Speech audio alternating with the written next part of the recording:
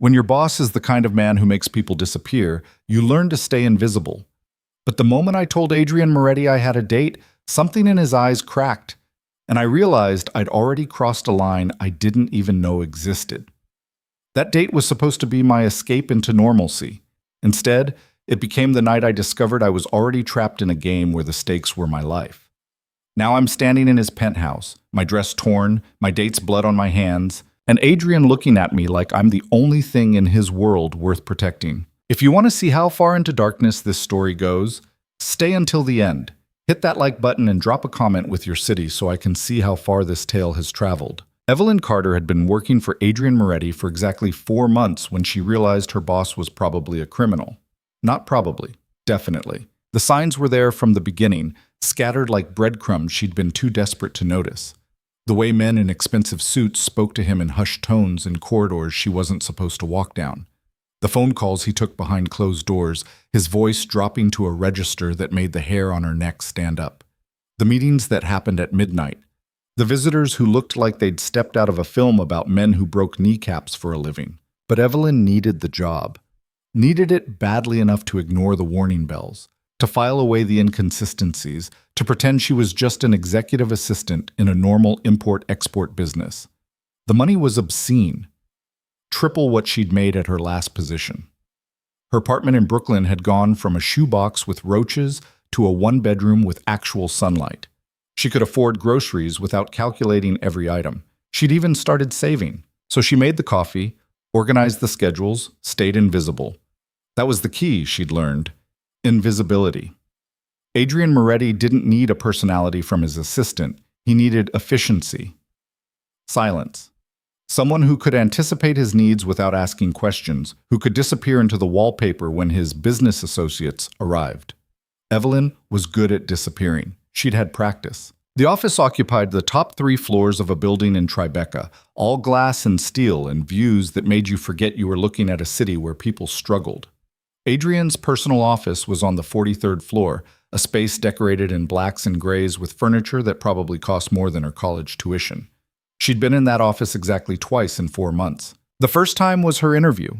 Adrian had barely looked at her, scanning her resume with the kind of detached interest someone might give a menu at a restaurant they didn't want to be at. He'd asked 3 questions. She'd answered them.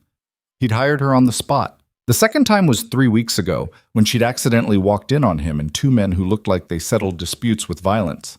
She'd frozen in the doorway, the coffee tray in her hand suddenly weighing 1,000 pounds. Adrian had looked up. Their eyes met.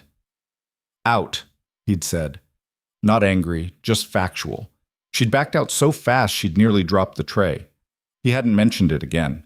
Neither had she. But something had shifted after that.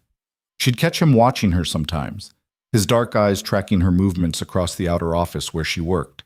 Not in a way that felt predatory. More like he was calculating something, measuring her. It should have scared her more than it did. Evelyn tried not to think about what that said about her. The outer office was her domain. A sleek space with floor-to-ceiling windows and a desk that was more of a command center. She managed Adrian's calendar, screened his calls, coordinated with the other departments. She interfaced with people whose job titles made no sense. Logistics coordinator, acquisition specialist, risk management consultant. She was pretty sure none of them did what their titles suggested. Marcus was one of the few people who treated her like an actual person. He was Adrian's driver, though that word felt insufficient for what he actually did. Evelyn had seen the shoulder holster under his jacket, had noticed the way he positioned himself in rooms, always near exits, always watching. "You settling in all right?" he'd asked her one morning, appearing at her desk with coffee that was infinitely better than the sludge from the break room. "I'm managing," she'd said, accepting the cup with a grateful smile. "Adrian's not a bad boss." Marcus had leaned against her desk, casual but watchful. "Fair, pays well, values loyalty." The way he'd said that last word made it clear what happened to people who weren't loyal. "I'm just here to do my job," Evelyn had replied. Marcus had studied her for a long moment, then nodded. Smart girl. But staying invisible was getting harder. Adrian had started asking for her specifically, not just for coffee or files, but for tasks that seemed designed to keep her close. Sitting in on meetings to take notes, even though everyone knew he recorded everything. delivering packages to people whose addresses were in parts of the city where taxis didn't like to stop, picking up dry cleaning that came back in garment bags she wasn't supposed to look inside. Each task was a test. She could feel it, and she kept passing. "Miss Carter." Evelyn looked up from her computer to find Adrian standing in the doorway of his office. He was in shirt sleeves, his jacket discarded somewhere, his tie loosened. It was late, past 8. Most of the building had emptied hours ago. "Yes, Mr. Moretti?" He didn't correct her anymore. She'd tried Adrian once, at his instruction during her first week, but it had felt wrong in her mouth. Too familiar. Like stepping over a line she couldn't see but knew was there. He'd noticed her retreat back to formality but hadn't pushed. "I need you to take something to Romano's," he said, producing a manila envelope from behind his back. "Tonight." Romano's. She knew that name. A restaurant in Little Italy that was never open but always had cars parked outside. Evelyn stood, smoothing her skirt.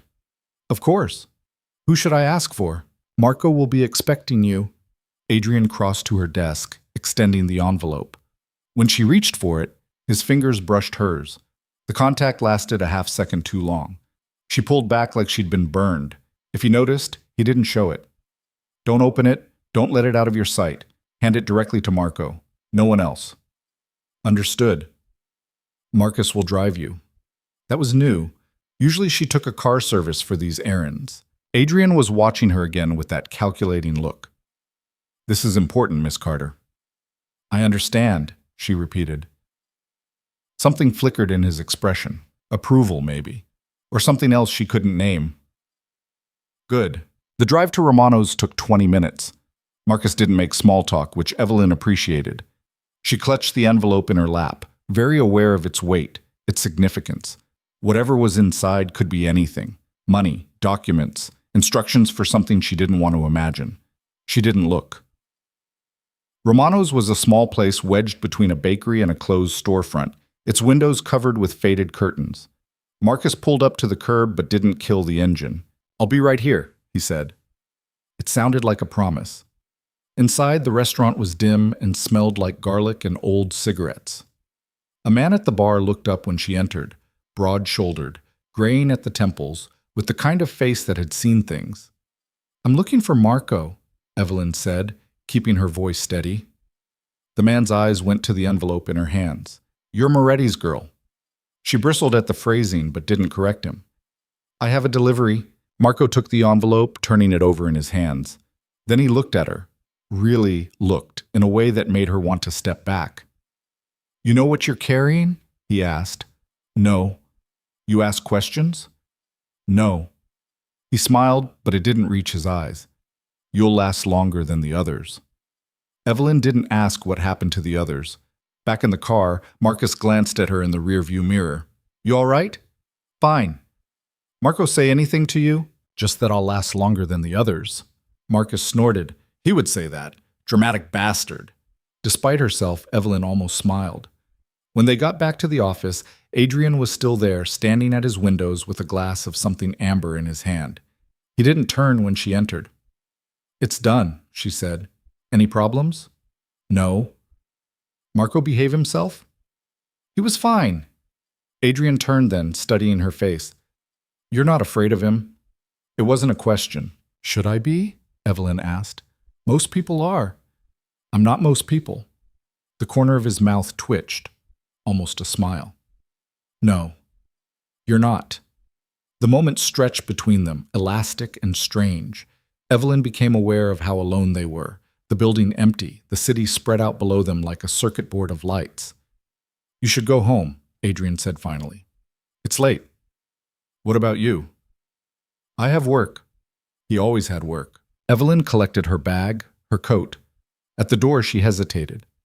"Mr. Moretti?" "Yes." "Why me?" He could have pretended not to understand, could have deflected.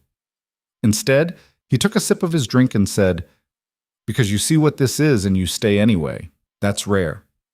She didn't know what to say to that. "Good night, Miss Carter." "Good night." That conversation should have been a warning, a sign to update her resume, to start looking for something normal, something safe. Instead, Evelyn went home, and couldn't stop thinking about the way Adrian had looked at her, like she was a puzzle he was trying to solve, a variable in an equation that didn't quite balance. It should have scared her. It didn't. That scared her more. The shift happened on a Tuesday. Evelyn had a date. His name was Daniel Hayes, and she'd met him at a coffee shop near her apartment. He was normal, accountant normal, with glasses and a friendly smile and absolutely nothing dangerous about him. They'd chatted about weather and weekend plans, and the kind of safe, boring topics that felt like breathing after 4 months of whatever the hell her job had become. He'd asked for her number. She'd given it. 3 days later, he'd texted asking her to dinner. Evelyn had stared at her phone for a full minute before responding yes. She needed this, needed normal, needed to remember what it felt like to be a regular person with a regular life, not someone who delivered mysterious envelopes to men who looked like they'd stepped out of a Scorsese film. The date was set for Friday. Italian place in the West Village, Daniel's choice. She didn't tell anyone at work, but on Friday afternoon, as she was preparing to leave, Adrian appeared at her desk. "You're leaving early," he observed. It was 5:47. She usually stayed until 7. "I have plans," Evelyn said, keeping her tone light. "Plans." "Dinner. With a friend." Adrian's expression didn't change, but something in the air shifted. "A friend?"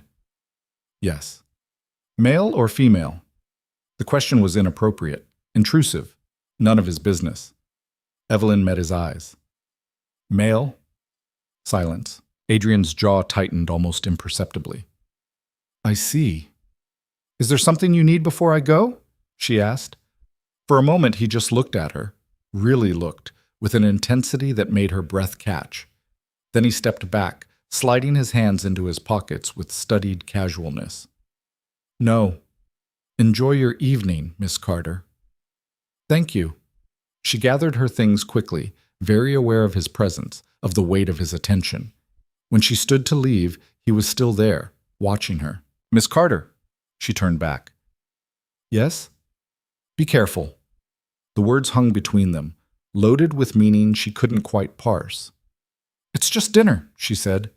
Adrian's smile was thin. "Of course it is." But Daniel had chosen a restaurant called Lucia's, cozy, candlelit, with checkered tablecloths and a wine list that wasn't trying too hard. Normal, safe, exactly what Evelyn needed. He was already there when she arrived, standing to greet her with a smile that seemed genuinely pleased. "You made it," he said. "Did you think I wouldn't?" "I was maybe 60% sure." She laughed, and it felt good, easy. "That's fair." They ordered wine, made small talk about their weeks. Daniel told a story about a client who tried to claim their pet iguana as a dependent. Evelyn countered with a carefully sanitized version of a coworker who'd accidentally sent a confidential email to the entire company. It was nice. It was normal. It was exactly what she'd wanted. Until it wasn't. "So," Daniel said, refilling her wine glass, "you work in Tribeca, right?" "Yes." "Import-export business." Evelyn's hand paused halfway to her glass. "How did you know that?" Daniel smiled, but it had changed somehow, sharpened. "You mentioned it when we met." Had she? Evelyn tried to remember their conversation at the coffee shop. She'd been careful, she thought, vague about her job. "Did I?" she said carefully. "Must have." He took a sip of his wine, watching her over the rim. "What exactly does your company import and export?" Red flag, bright red, waving frantically. "Various goods," Evelyn said. "Furniture, textiles, that sort of thing." "That sort of thing," Daniel repeated. "And your boss?" "Adrian Moretti." "What's he like?"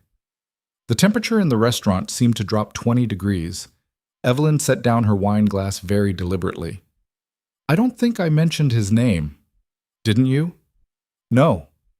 Daniel leaned back in his chair, and the transformation was complete.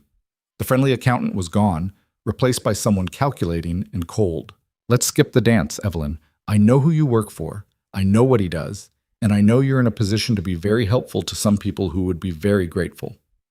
Her heart was hammering, but she kept her voice level. "I think you have the wrong idea about my job." "Do I?" He pulled out his phone, tapped the screen, turned it to face her. Photos. Her entering Romano's, leaving with Marcus, standing in Adrian's office. You've been working for Moretti for 4 months, Daniel continued conversationally. You have access to his calendar, his communications, his meetings. That makes you valuable. To who? People who'd rather not see Moretti expand his operations into territories that don't belong to him. Other families. Rival organizations. This wasn't just about Adrian, this was about whatever power structure existed in the shadows of the city. The hierarchy she'd only glimpsed. I don't know what you think I can do. Information, Daniel interrupted. That's all. Who he meets with, what deals are in play, where his shipments are going. He leaned forward. We're not asking you to plant bombs, Evelyn. Just pay attention. Share what you see. You'd be compensated generously. You want me to spy on him. We want you to protect yourself. Moretti's empire is built on violence and intimidation. He's not the man you think he is. I never thought he was a good man, Evelyn said quietly. Then help us bring him down. She should have been terrified. Should have been calculating her exit, planning how to get away from this table and this man in this nightmare scenario. Instead, she felt something else. Something unexpected. Anger. No. Daniel blinked. No? I'm not interested. You don't understand what you're... I understand perfectly. Evelyn stood, grabbing her purse. This date is over. His hand shot out, gripping her wrist.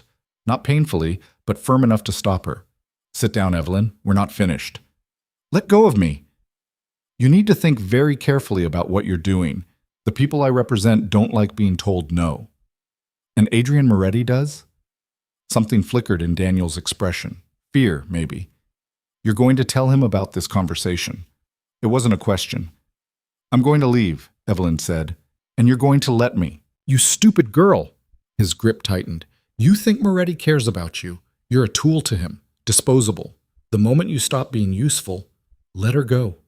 The voice came from behind Evelyn, calm, professional, and utterly terrifying in its implications. Marcus.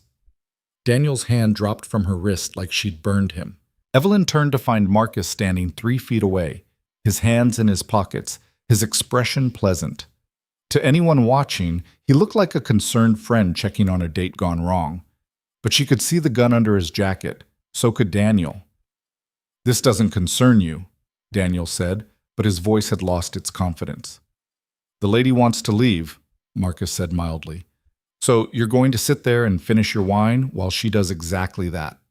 Do you know who I know exactly who you are, Hayes, and I know who sent you. So here's what's going to happen. You're going to stay in this chair for the next 10 minutes. Then you're going to leave, go home, and call your bosses to tell them this approach didn't work. Clear? Daniel's jaw worked. This isn't over. Yeah, it really is. Marcus gestured to Evelyn. Come on. She didn't argue. Outside, the cool evening air hit her face like a slap. Her hands were shaking. How did you... Adrian had me follow you, Marcus said simply. Said he had a bad feeling. Of course he had. The car was parked half a block down. Marcus opened the back door, but Evelyn didn't get in. I need to call him, she said. He knows. He's waiting. Her stomach dropped. Waiting where? Office. It's almost 9.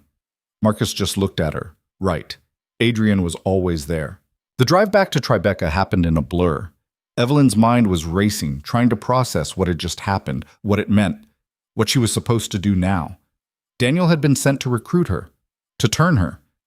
That meant someone had identified her as a vulnerability, a potential opening in Adrian's organization, which meant Adrian's world was even more dangerous than she'd realized.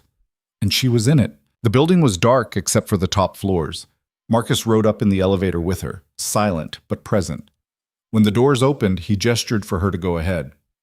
He's in his office. Aren't you coming? This conversation's not for me. Evelyn walked through the outer office, her office, and stopped at Adrian's door. It was open. He was at his desk, still in his shirt from earlier, sleeves rolled up. He looked up when she appeared, and something in his expression made her chest tight. Not angry, worse than angry, worried. Miss Carter, he said quietly. Mr. Moretti. Come in. Close the door. She did, her legs feeling unsteady. Adrian stood, moving around the desk to lean against it, arms crossed. Tell me what happened. So she did. All of it. The coffee shop meeting, the date invitation, Daniel's questions, the photos, the offer to spy, her refusal. Adrian listened without interrupting, his face carefully neutral. When she finished, silence filled the office like water. "You said no," he finally said. "Yes." "Why?" The question surprised her. "Because it was wrong." "Wrong?" Adrian's laugh was short, bitter. "Not because you were afraid of what I'd do if I found out?" "Should I be? Afraid of you?" He pushed off the desk, closing the distance between them in 2 strides. Evelyn held her ground, even though every instinct screamed at her to step back. Adrian stopped inches away, close enough that she could smell his cologne, could see the flecks of gold in his dark eyes. "Yes," he said softly. "You absolutely should be afraid of me." "But I'm not." "I know." His hand came up, hovering near her face, but not quite touching. "That's the problem." Evelyn's breath caught. "What problem?" "You were supposed to stay invisible," Adrian said, his voice rough. "You were supposed to be just another assistant, someone competent and forgettable who I could keep at arm's length." "I didn't do anything. You did everything." His hand dropped. "You saw what this is and you didn't run. You took my tests and passed them without flinching. You looked at men like Marco and didn't blink. And now someone's trying to turn you because they think you matter. Do I?" The question slipped out before she could stop it. Adrian's expression cracked just for a moment. "Yes." The word hung between them, loaded with more weight than 3 letters should carry. "Adrian, they'll come at you again," he interrupted, stepping back, rebuilding his walls. "Different approach, different people. They know you're close to me now. That makes you a target. I can handle myself. Against trained operators? Professionals who do this for a living?" He shook his head. "You're smart, Evelyn, but you're not equipped for this." "Then what do you want me to do? Quit?" "I want you to be safe." "I'm not leaving." The words surprised them both. Adrian stared at her. "You should." "Probably, but I'm not." "Why?" Because walking away felt like surrender. Because despite everything, the danger, the darkness, the very real threat that had just materialized over wine and pasta, the idea of going back to a normal job, a normal life, felt impossible now. Because looking at Adrian Moretti made her feel alive in a way that safety never had. She couldn't say any of that. "I need the money," was what came out instead. Adrian's smile was sad. Liar. "Maybe." He moved back to his desk, pouring himself a drink from the crystal decanter there, offered her one.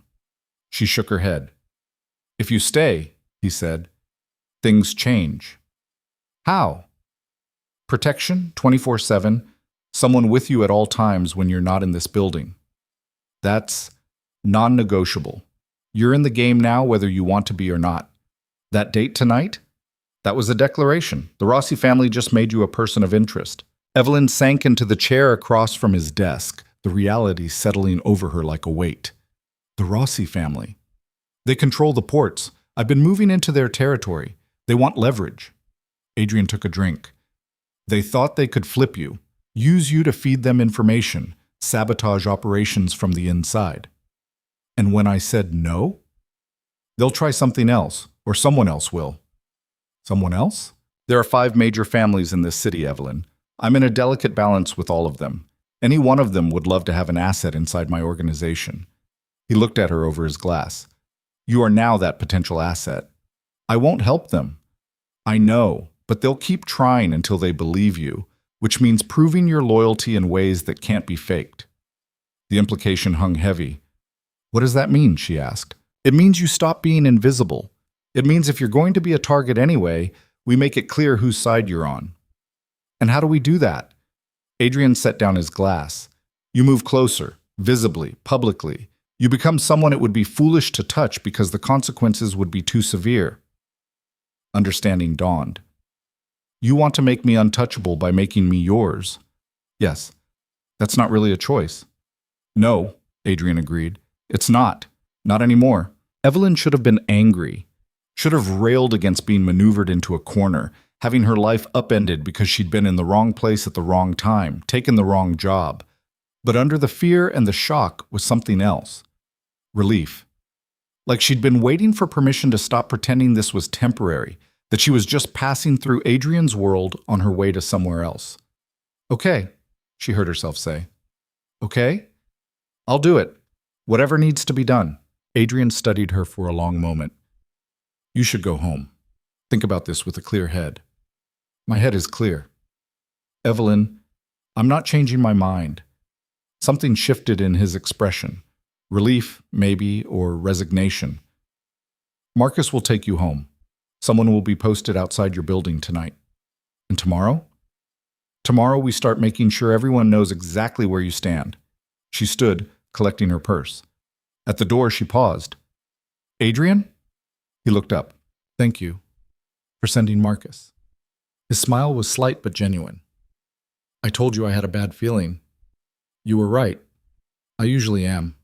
The drive home was quiet. Marcus pulled up to her building, and sure enough, there was another car already there. A man in a dark suit nodded to Marcus through the window. That's Tony, Marcus said. He'll be here all night. You see anything weird? You call me. My number's being sent to your phone now. Evelyn's phone buzzed in her purse. Okay. You did good tonight, Marcus added. Not many people would have walked away from that table. I didn't have much choice. You had every choice. You chose right. Inside her apartment, Evelyn locked the door and leaned against it, her heart finally catching up with everything that had happened. She'd gone on a date, a normal date, and it had turned into a recruitment pitch for corporate espionage against her boss who ran a criminal empire. And instead of running, instead of calling the police or packing a bag or doing any of the sensible things a rational person would do, she'd come back to Adrian and agreed to bind herself even more tightly to his world. What did that say about her? Her phone buzzed. A text from an unknown number. You made a mistake tonight. Daniel, or whoever he worked for. Before she could respond, another text came through. This one from Marcus. Don't answer, block and delete. She did. Then she poured herself a glass of wine and stood at her window, looking out at the city that suddenly felt different. More dangerous. More real. Somewhere out there, people were making plans about her, seeing her as a piece on a board, a tool to be used or a threat to be neutralized. And somewhere in Tribeca, Adrian Moretti was probably still at his desk, working through scenarios, building strategies to keep her safe. Because she mattered. He'd said it out loud. Evelyn took a sip of wine and wondered when she'd stopped being afraid and started being curious. When danger had transformed from something to avoid into something to walk toward. Maybe it was the moment she'd taken this job. Maybe it was tonight when she'd looked Daniel Hayes in the eye and refused. Or maybe it was 4 months of watching Adrian Moretti move through his world with absolute certainty, wielding power like a scalpel and wondering what it would feel like to stand beside him instead of behind him. Her phone buzzed again. Adrian this time. Get some sleep. Tomorrow starts early. She typed back. What's tomorrow? Breakfast with the Castellano family. You're coming with me. Why? Because I'm making a statement, and you're it. Evelyn stared at the message, her pulse quickening. This was it. The point of no return. She could still back out, could call in sick, pack a bag, disappear into the vastness of the city, and build a different life. Safe. Normal. Forgettable. Her fingers moved over the screen. What time should I be ready? The response came immediately. 7. Wear something that makes a statement. What kind of statement? The kind that says you're exactly where you're supposed to be. Evelyn smiled despite herself. See you at 7. She finished her wine and went to bed, very aware of Tony sitting in his car outside, of Marcus probably reporting back to Adrian, of wheels turning in motion she'd set in play by saying no to Daniel Hayes. Tomorrow she'd walk into a room full of dangerous people on Adrian Moretti's arm. Tomorrow she'd become visible. Tomorrow everything would change. But tonight, in the darkness of her apartment with the city humming below, Evelyn Carter closed her eyes and felt something she hadn't felt in years. Anticipation. Evelyn's alarm went off at 5:30, which was absurd considering she'd barely slept. Every time she'd closed her eyes, she'd seen Daniel's face across that table, heard his voice offering her money to betray Adrian, felt the cold calculation behind his accountant's smile. She showered in water hot enough to hurt, standing under the spray until her skin turned pink and her thoughts stopped racing in circles. The mirror was fogged when she stepped out, which felt appropriate. Everything in her life had gone hazy around the edges, the clear lines between right and wrong blurring into something she didn't have words for. Her closet presented a problem she hadn't anticipated. "Wear something that makes a statement," Adrian had said. But Evelyn's wardrobe was designed for invisibility: blacks, grays, navies. Professional, forgettable. Exactly what she'd needed when staying out of sight was the goal. That wasn't the goal anymore. She settled on a dress she'd bought on impulse 6 months ago and never worn. Deep burgundy, fitted but not tight, with a neckline that suggested confidence without trying too hard. Paired with black heels that added 3 inches and made her feel like she could handle whatever today threw at her. The woman in the mirror looked different. Still her, but sharper somehow. Less apologetic. Her phone buzzed at 6:45. Downstairs. Evelyn grabbed her bag and coat, checked that Tony was still in his car outside. He was, sipping coffee and reading something on his phone, and headed down. Marcus was leaning against the town car, but it was Adrian who stood by the rear door, checking his watch. He looked up when she emerged from the building, and something flickered in his expression before he locked it down. "Miss Carter." "Mr. Moretti." He opened the door for her himself, which felt significant in ways she couldn't articulate. She slid into the leather interior, and he followed, settling beside her with the kind of casual proximity that made her hyper-aware of every inch of space between them. Marcus pulled into traffic without a word. "Did you sleep?" Adrian asked. "Some." "Liar." The corner of her mouth twitched. "You told me that last night, too." "You made it easy." He was watching her with that analytical look she'd come to recognize. The Castellanos are old money, old power. Vincent Castellano runs the legitimate side: real estate, construction, political connections. His brother Sal handles everything else. Everything else being the parts that don't appear on tax returns. Evelyn absorbed that. "And we're having breakfast with them because Vincent's been making noise about my expansion into Brooklyn. He thinks I'm encroaching. I think he's being territorial about territory he barely uses." Adrian's smile was thin. "This meeting is about establishing boundaries, showing respect, making sure he understands I'm not trying to start a war. And I'm there because walking in alone signals weakness. Walking in with you signals I have nothing to hide, that my operation is stable enough I don't need to keep my people in the shadows."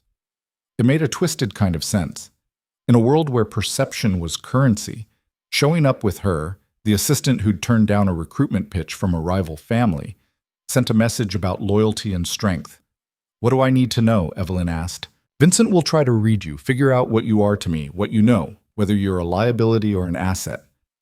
Don't volunteer information, but don't dodge questions either. Be exactly what you are: competent, observant, and loyal." "To you?" "Yes." Adrian shifted, angling toward her. "There's something else. After last night, people will be watching to see how I respond. If I hide you away, they'll assume you're vulnerable, a weak point they can exploit. And if you don't hide me, then they see you as protected, off limits, someone it would be foolish to touch." Evelyn's heart was doing something complicated in her chest. "How do we make that clear?" Adrian's gaze held hers. "By making it obvious you're under my protection. Visibly. Undeniably." "That sounds like you're asking me to play a role." "I'm asking you to let people draw their own conclusions. Some of those conclusions might be personal, understanding clicked into place. You want them to think we're involved. I want them to think touching you means going through me. How they interpret that relationship is up to them." It should have made her angry, being used as a prop, a strategic piece in whatever chess game Adrian was playing with the other families. But sitting in the back of this car, watching the city wake up around them, Evelyn found she wasn't angry at all. She was curious. "And if they ask directly," she said, "about us? Then we don't deny it. Even though it's not true." Adrian's expression was unreadable. "Isn't it?" The question hung between them, loaded and dangerous. Before Evelyn could figure out how to respond, Marcus spoke from the front seat. "We're here." The restaurant was in Midtown, tucked into a building that probably predated the Depression. The kind of place that didn't advertise, didn't need to, catering to people who'd been coming here for generations. Adrian exited first, then extended his hand to help her out. His grip was warm, steady, and he didn't let go immediately. Instead, he tucked her hand into the crook of his arm, the gesture somehow both old-fashioned and possessive. "Stay close," he murmured. "Follow my lead." Inside, the restaurant was all dark wood and white tablecloths, with waiters who moved like ghosts and patrons who spoke in low voices. A man near the back stood as they approached, tall, silver-haired, with a face that had aged into authority. Vincent Castellano. "Adrian," he said, extending his hand. "Good to see you." "Vincent." Adrian shook his hand, then gestured to Evelyn. "This is Evelyn Carter, my executive assistant." Vincent's eyes swept over her, assessing. "Miss Carter, a pleasure." "Mr. Castellano." Evelyn shook his hand, matching his grip. "Please sit." Vincent gestured to the table where another man already waited, younger, broader, with eyes that tracked movement like a predator. "My brother, Salvatore." Sal didn't stand, just nodded. "Moretti." Adrian pulled out Evelyn's chair before taking his own, a small gesture that didn't go unnoticed. She could feel Vincent watching, calculating. Coffee appeared without anyone ordering, then pastries, fruit, enough food for twice their number. "I appreciate you making time," Vincent said, spreading butter on a croissant with the kind of precision that suggested he did everything with precision. "I know you're busy." "Never too busy for you, Vincent." Vincent took a bite, chewed thoughtfully. "I've been hearing interesting things about your Brooklyn operations." "Oh?" "Expansion, new partnerships, shipments running through ports that used to be quiet." Adrian sipped his coffee. "Business is good." "That's what concerns me." Vincent set down his pastry. "Brooklyn's been peaceful for years. My family has interests there, investments. When someone new starts making moves, it creates tension." "I'm not looking to create tension." "No?" Sal spoke for the first time, his voice rough. "Then what are you looking to create?" Adrian didn't rise to the bait. "Opportunity. For everyone. Rising tide lifts all boats." "Mixed metaphor," Sal muttered. "Sal." Vincent's tone held a warning. He turned back to Adrian. "You understand our position. We're not opposed to growth, but we need assurances. Guarantees that your expansion won't disrupt our existing arrangements." "What kind of guarantees?" "Territory agreements, revenue sharing on overlapping operations, advance notice of major moves." Vincent smiled, but it didn't reach his eyes. "Partnership, Adrian, not competition." Evelyn watched the exchange like a tennis match, each word carefully chosen, weighted with meanings she could only half grasp. This wasn't a negotiation. It was a test. "Partnership implies equal investment," Adrian said. "What are you bringing to the table? Stability, political cover, labor unions that won't cause problems with your shipments." Vincent leaned back. "And most importantly, peace. No conflicts with other families who might take issue with your growth." Translation: play ball or face coordinated opposition. Adrian set down his cup. "I'm not interested in revenue sharing." The temperature in the room dropped. Sal's hands flattened on the table. "You're making a mistake." "Maybe, but I'm making it on my terms." "Adrian," Vincent started, "I'll agree to territory agreements, advance notice of major moves. But my operations are my operations. You want a piece? You bring me something worth buying in for." Vincent's jaw tightened. "You're being unreasonable." "I'm being clear. There's a difference." Evelyn felt the tension coiling around the table like a living thing. Her instinct was to shrink back, make herself small, let the men handle their business. But that wasn't why she was here. "Mr. Castellano," she said, her voice cutting through the standoff. 3 pairs of eyes swung to her. "May I ask a question?" Vincent's expression shifted. Surprise, maybe curiosity. "Of course." "You mentioned political cover and labor unions. Are those services you currently provide to other families? Or would this be a new arrangement specific to Mr. Moretti's operations?" Smart question. Neutral. But it forced Vincent to either admit he was offering something he already gave away, or confess he was asking for payment for services not yet rendered. Vincent studied her for a long moment. "You're well informed, Miss Carter." "I pay attention." "Clearly." He turned back to Adrian. "Your assistant makes an excellent point. Let me be frank. We're willing to extend certain courtesies to your operations, not because we profit directly, but because we value stability over conflict. Revenue sharing was perhaps aggressive, but some form of consideration would be appropriate. Such as, Adrian asked, reciprocal arrangements. You need labor, we provide it. We need logistics, you facilitate. Mutual benefit without formal partnership. Evelyn could see Adrian calculating behind his careful expression. This was better, cooperation without subordination. That's workable, Adrian said finally. Details to be negotiated. Of course. Vincent's smile returned, warmer now. I'm glad we could reach an understanding. The rest of the breakfast passed more smoothly, conversation drifting to safer topics. Real estate markets, upcoming elections, the Yankees' prospects. Evelyn mostly listened, but whenever Vincent or Sal addressed her directly, she answered with the same careful balance of knowledge and discretion. She was being evaluated. She knew it. They all knew it. When the meal concluded, Vincent walked them to the door personally. Miss Carter, he said, taking her hand. A genuine pleasure. Adrian's fortunate to have someone so capable. Thank you. I hope we'll see more of you. Vincent's eyes flicked to Adrian. In future meetings, I find your perspective refreshing. Adrian's hand settled on the small of Evelyn's back. She's integral to my operations.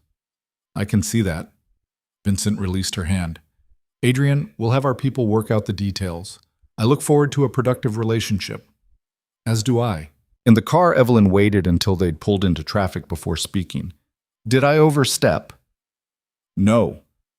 Adrian was looking at her with something that might have been approval. You gave him a way to back down without losing face. That was smart. I wasn't sure if I should say anything. Vincent respects intelligence. You showed him you're more than decoration. That's important. Why? Because now he knows I don't bring people to meetings unless they're useful. Which means you're not just my assistant. You're someone who contributes. Someone worth protecting. The logic was circular and calculating and entirely in keeping with the world she'd stumbled into.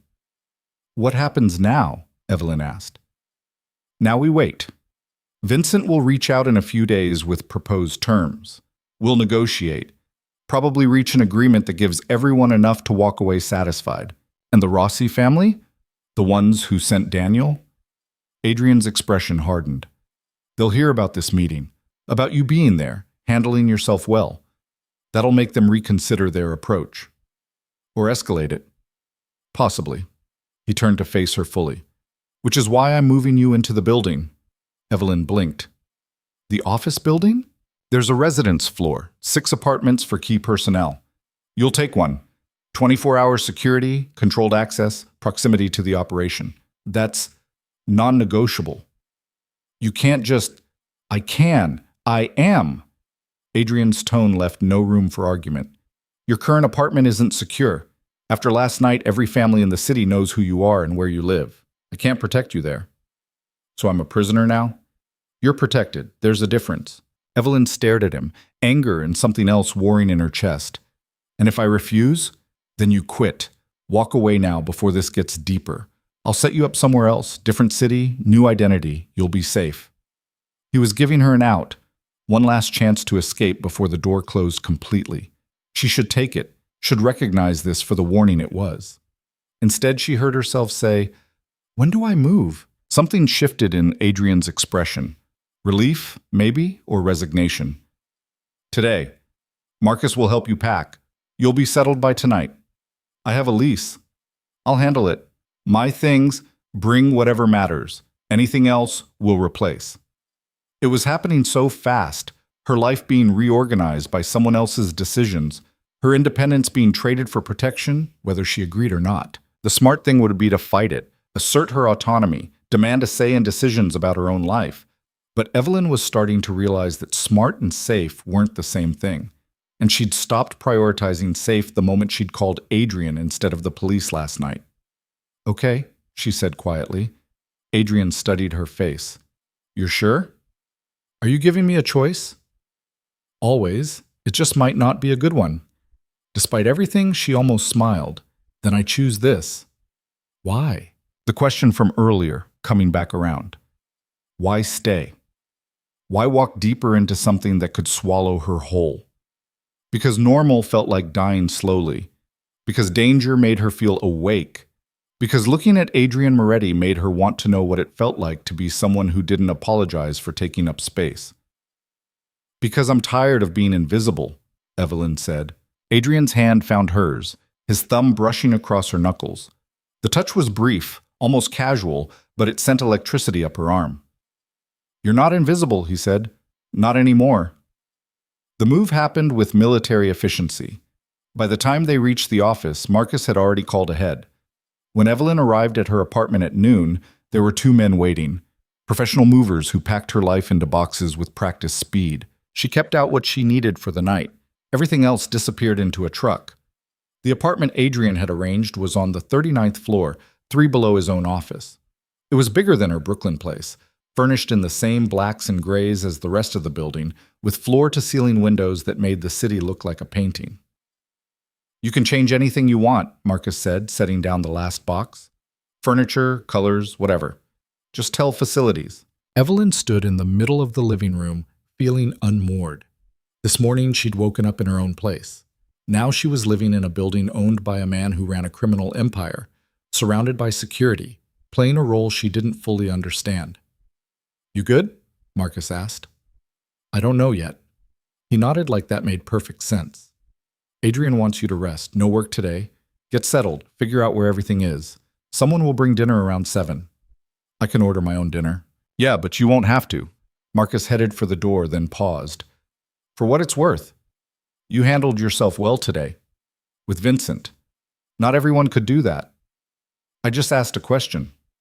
You asked the right question at the right time. That's a skill. He smiled. You're going to do fine here. After he left, Evelyn unpacked mechanically, hanging clothes in a closet twice the size of her old one, arranging toiletries in a bathroom with heated floors and a shower that could fit 4 people. Everything was perfect. Sterile. Not hers. She was standing at the windows, watching the city move below, when her phone rang. Unknown number. She almost didn't answer. Then curiosity won. Hello? Evelyn Carter. A woman's voice, smooth and cultured. We haven't met. My name is Isabella Rossi. Evelyn's blood went cold. How did you get this number? Please don't be alarmed. I'm calling as a courtesy, woman to woman. I have nothing to say to you? Then just listen. Isabella's tone remained pleasant. You made an impression on my nephew Daniel. He told me you were quite firm in your refusal. Good. Then we're done. Not quite. You see, Daniel's approach was clumsy, too direct. I prefer a more nuanced conversation. There's nothing to discuss. Of course there is. You're an intelligent woman in an impossible position. Adrian Moretti is a dangerous man, Evelyn. Charming, certainly. Protective, when it suits him. But his world destroys people. Especially people who get too close. Is that a threat? It's a warning from someone who's seen it happen. Isabella sighed. I'm not asking you to betray him. I'm offering you a different option, a way out before you're too deep to surface. I don't need a way out. Don't you? You've been moved into his building, surrounded by his people, cut off from your old life. Does that sound like protection or isolation? The words hit harder than they should have. Evelyn's hand tightened on the phone. I know it feels like loyalty, Isabella continued, like you're choosing sides in a conflict you understand. But Evelyn, you don't understand, not really. Adrian's empire is built on violence, on fear, on the bodies of people who trusted him. You don't know him. I know men like him. My family has dealt with Moretti's kind for generations. They're all the same. They pull you in, make you feel special, needed. Then they use you until there's nothing left. Why are you telling me this? Because, unlike Daniel, I don't want to recruit you. I want to save you. Isabella's voice softened. Walk away, Evelyn. Tonight. I can arrange protection, relocation, a new life. You'll be safe, free. All you have to do is leave. For a moment, just a moment, Evelyn considered it, pictured herself slipping out of this apartment, disappearing into the night, starting over somewhere Adrian's world couldn't reach. Then she remembered the way he'd looked at her this morning, the way Vincent Castellano had assessed her and found her worthy, the feeling of being seen, truly seen for the first time in years. No, Evelyn said. "You're making a mistake." "Maybe, but it's my mistake to make." Isabella was quiet for a long moment. When she spoke again, the warmth was gone. "Then you're choosing this. Whatever comes next, remember that. You chose it." The line went dead. Evelyn stood there, phone in hand, heart hammering. She should tell Adrian, should report the call, the offer, the thinly veiled threat underneath Isabella's concern. Instead, she deleted the call from her log and went to finish unpacking. Dinner arrived at 7 exactly. Thai food from a place she'd mentioned liking once, weeks ago. The fact that someone had remembered, had noted it down, should have been touching. It felt like surveillance. Evelyn was picking at pad thai when her door buzzed. She checked the security screen. Adrian, alone, holding a bottle of wine. She let him in. "You didn't have to come," she said. "I wanted to make sure you were settled." He held up the wine. "Peace offering." "For what?" "Uprooting your life in 12 hours. Despite herself, Evelyn smiled. "I suppose I could accept a peace offering." They sat at the kitchen island, gleaming marble, probably worth more than her old car, and Adrian poured 2 glasses of red that definitely cost more than she wanted to think about. "How was your afternoon?" he asked. "Quiet." The lie came easily. "Unpacking, getting oriented. The apartment's acceptable?" "It's beautiful, thank you." "You don't have to thank me, Evelyn. This is as much for my peace of mind as your safety." She took a sip of wine, gathering courage. "Can I ask you something?" "Always." "This morning, at breakfast, when Vincent asked about us, about our relationship, you didn't correct him when he implied we were involved." Adrian's expression remained neutral. "No, I didn't." "Why?" "Because correcting him would have raised more questions, made you seem like a vulnerability instead of a choice." "A choice?" "Yes." He set down his glass. "If we're just employer and employee, you're a weak point, someone who could be pressured or turned. But if there's more to it, if you're here because you want to be, because there's something personal, then you become harder to manipulate. People understand loyalty driven by emotion better than loyalty driven by salary." It made sense. Cold, calculated sense. "So we're pretending," Evelyn said. "Are we?" The question landed like a stone in still water, ripples spreading outward. "I don't know," Evelyn admitted. "I don't know what this is anymore." Adrian stood, moving around the island to where she sat.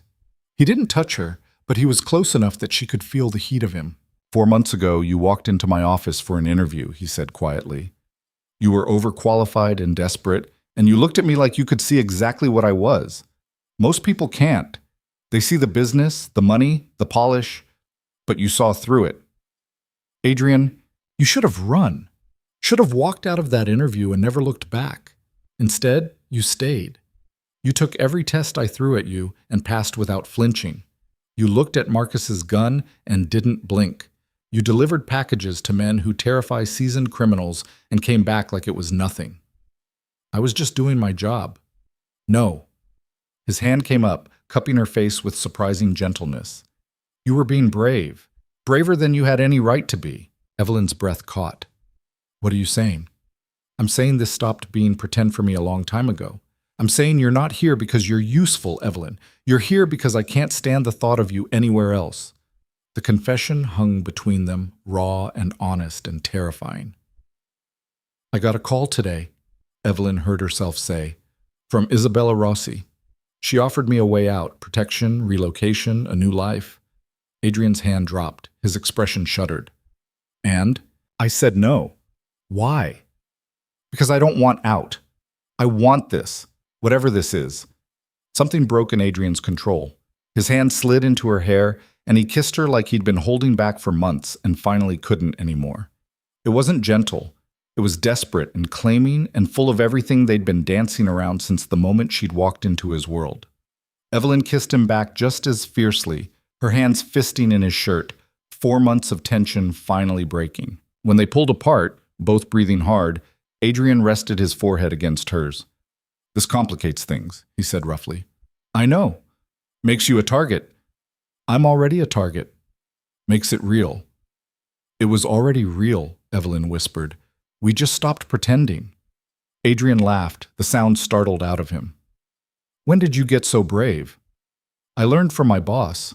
He kissed her again, softer this time, and Evelyn felt something settle into place. This was dangerous, reckless, possibly the worst decision she'd ever made. But it was hers. Adrian left around midnight, reluctantly, after kissing her at the door like he was trying to memorize the taste of her. Evelyn stood there for a full minute after he was gone, fingers pressed to her lips, trying to process what had just shifted between them. Everything, nothing. Something that had probably been inevitable from the moment she'd decided to stay. Sleep didn't come easy. She lay in the unfamiliar bed, in the unfamiliar apartment, listening to the unfamiliar sounds of a building that never quite went silent. Somewhere below, security rotated shifts. Somewhere above, Adrian was probably still awake, working through scenarios and strategies like he always did. Her phone sat on the nightstand, dark and silent. No more calls from Isabella Rossi. No texts from Daniel Hayes. The silence felt heavy, like the moment before a storm breaks. She must have dozed eventually because she woke to her alarm at 6, disoriented until memory caught up. Right. New apartment. New life. New everything. Her phone showed 3 messages, all from Adrian, sent at intervals through the night. 2:47 a.m. Can't sleep. Keep thinking about you. 3:15 a.m. This is probably a terrible idea. 3:16 a.m. I don't care. Evelyn smiled despite the anxiety curling in her stomach. She typed back. Also a terrible idea. Also don't care. The response came immediately, like he'd been waiting. Office at 8. We need to talk. Her smile faded. Nothing good ever followed. We need to talk. She dressed carefully. Black suit, white blouse, hair pulled back. Professional armor. Whatever conversation was coming, she wanted to face it looking like someone who had her life together, even if that was laughably far from the truth. The office was already busy when she arrived, people moving through the halls with the purposeful energy of a hive that never stopped working. A few faces she recognized nodded as she passed. Word had spread fast, apparently. She wasn't just the assistant anymore. Adrian's door was closed. Evelyn knocked twice, heard him call out, and entered. He was at his desk, phone pressed to his ear, but his eyes tracked her movement across the room. He held up one finger, wait, and continued his conversation. I don't care what DeLuca says, the timeline doesn't change. If he can't meet the deadline, find someone who can. A pause. Then make it his problem, not mine. I'll call you back. He hung up, stood, rounded the desk. For a moment they just looked at each other, and Evelyn felt the weight of last night settling between them. Hi, she said because someone had to say something. Hi. Adrian's mouth curved, almost shy, which was such an odd expression on him that it made her chest tight. Sleep well? Barely. You? Same. The admission hung there, intimate and honest. You said we needed to talk, Evelyn prompted. Adrian's expression shifted, businesslike again. We do. Sit. She took one of the chairs across from his desk. He stayed standing, which felt ominous. Last night changed things, he started. I know. I mean, in terms of how we're perceived. If Vincent figured out there was something between us, others will too. The families watch each other constantly. Every relationship, every connection, it's all intelligence. Evelyn's stomach sank. You're saying last night was a mistake. No. I'm saying it makes you more vulnerable. Adrian finally sat, leaning forward with his elbows on his knees. When you were just my assistant, you had value but limited exposure. Now you're something else. Someone I'd protect at any cost. That makes you leverage. So what are you saying? We pretend it didn't happen? I'm saying we need to be smart about this. Strategic. The word tasted bitter. Everything with you is strategic. It has to be. That's how we stay alive. Adrian's jaw tightened. 3 weeks ago, Vincent Castellano's mistress was kidnapped by the Chen family. They held her for 4 days, sent him pieces of her jewelry with notes about cooperation. He paid them $3 million to get her back. Evelyn's blood went cold. Jesus. She's alive, traumatized, but alive. Vincent had to liquidate assets to pay the ransom, which weakened his position with the other families. The Chens gained territory, influence, respect. Adrian's eyes were hard. That's what happens when someone you care about becomes a target. You make choices you wouldn't otherwise make, compromise in ways that cost you. And you think that could happen to us? I know it could. The moment someone realizes you matter to me, really matter, they'll use you. And I'll do whatever they ask because the alternative is unthinkable. His honesty was brutal. No softening, no reassurance, just the cold reality of the world he inhabited. So what do we do? Evelyn asked quietly. We make you untouchable. Adrian stood again, pacing to the windows. We make it clear that touching you isn't just attacking me. It's declaring war on multiple families. We build alliances, leverage relationships, create a situation where the cost of using you as leverage is too high for anyone to pay. How? By making you visible, important, someone whose disappearance would destabilize the entire balance of power. He turned back to face her. I'm putting you in charge of coordination between the families. Evelyn blinked. What? Someone needs to manage communication, schedule meetings, facilitate negotiations. Right now it's fragmented. Each family has their own people, their own methods. It's inefficient and prone to misunderstanding. And you want me to do it. You're perfect for it. Neutral, intelligent, capable of reading people. The families already know you from yesterday. Vincent was impressed. That's rare. Adrian, I don't know anything about... You'll learn. Marcus will train you on protocols, introduce you to the right people. Within a month, you'll be essential infrastructure, someone everyone needs. The scope of what he was proposing hit her like a wave. You want to make me indispensable to your enemies. I want to make you indispensable to everyone, so that your safety becomes everyone's priority, not just mine. It was brilliant in a ruthless, calculating way. Make her so integral to the system that removing her would break it. Turn her from a vulnerability into a necessity. And if I say no, Evelyn asked. Adrian's expression softened slightly. Then I find another way to keep you safe, but this is the best option, the smartest play. For you or for me, for both of us. You get protection, influence, real power. I get to sleep at night knowing you're not going to end up like Vincent's mistress. The image made her feel sick, but underneath the fear was something else. Excitement, maybe. The prospect of being more than invisible, more than protected, actually useful, actually powerful. When would I start? She heard herself ask. Today. Vincent's people are coming by this afternoon to discuss the terms we talked about. You'll sit in, take point on scheduling the follow-up meetings. Adrian moved closer, his hand finding hers. I won't lie to you, Evelyn. This is dangerous. You'll be in rooms with people who've killed for less than you'll be managing, but you'll also have more protection than anyone short of family heads. And you'll be good at it. I know you will. His confidence in her should have felt like pressure. Instead, it felt like possibility. Okay, Evelyn said. I'll do it. Something like relief crossed Adrian's face. He pulled her up into his arms, and for a moment they just stood there, holding each other in the morning light.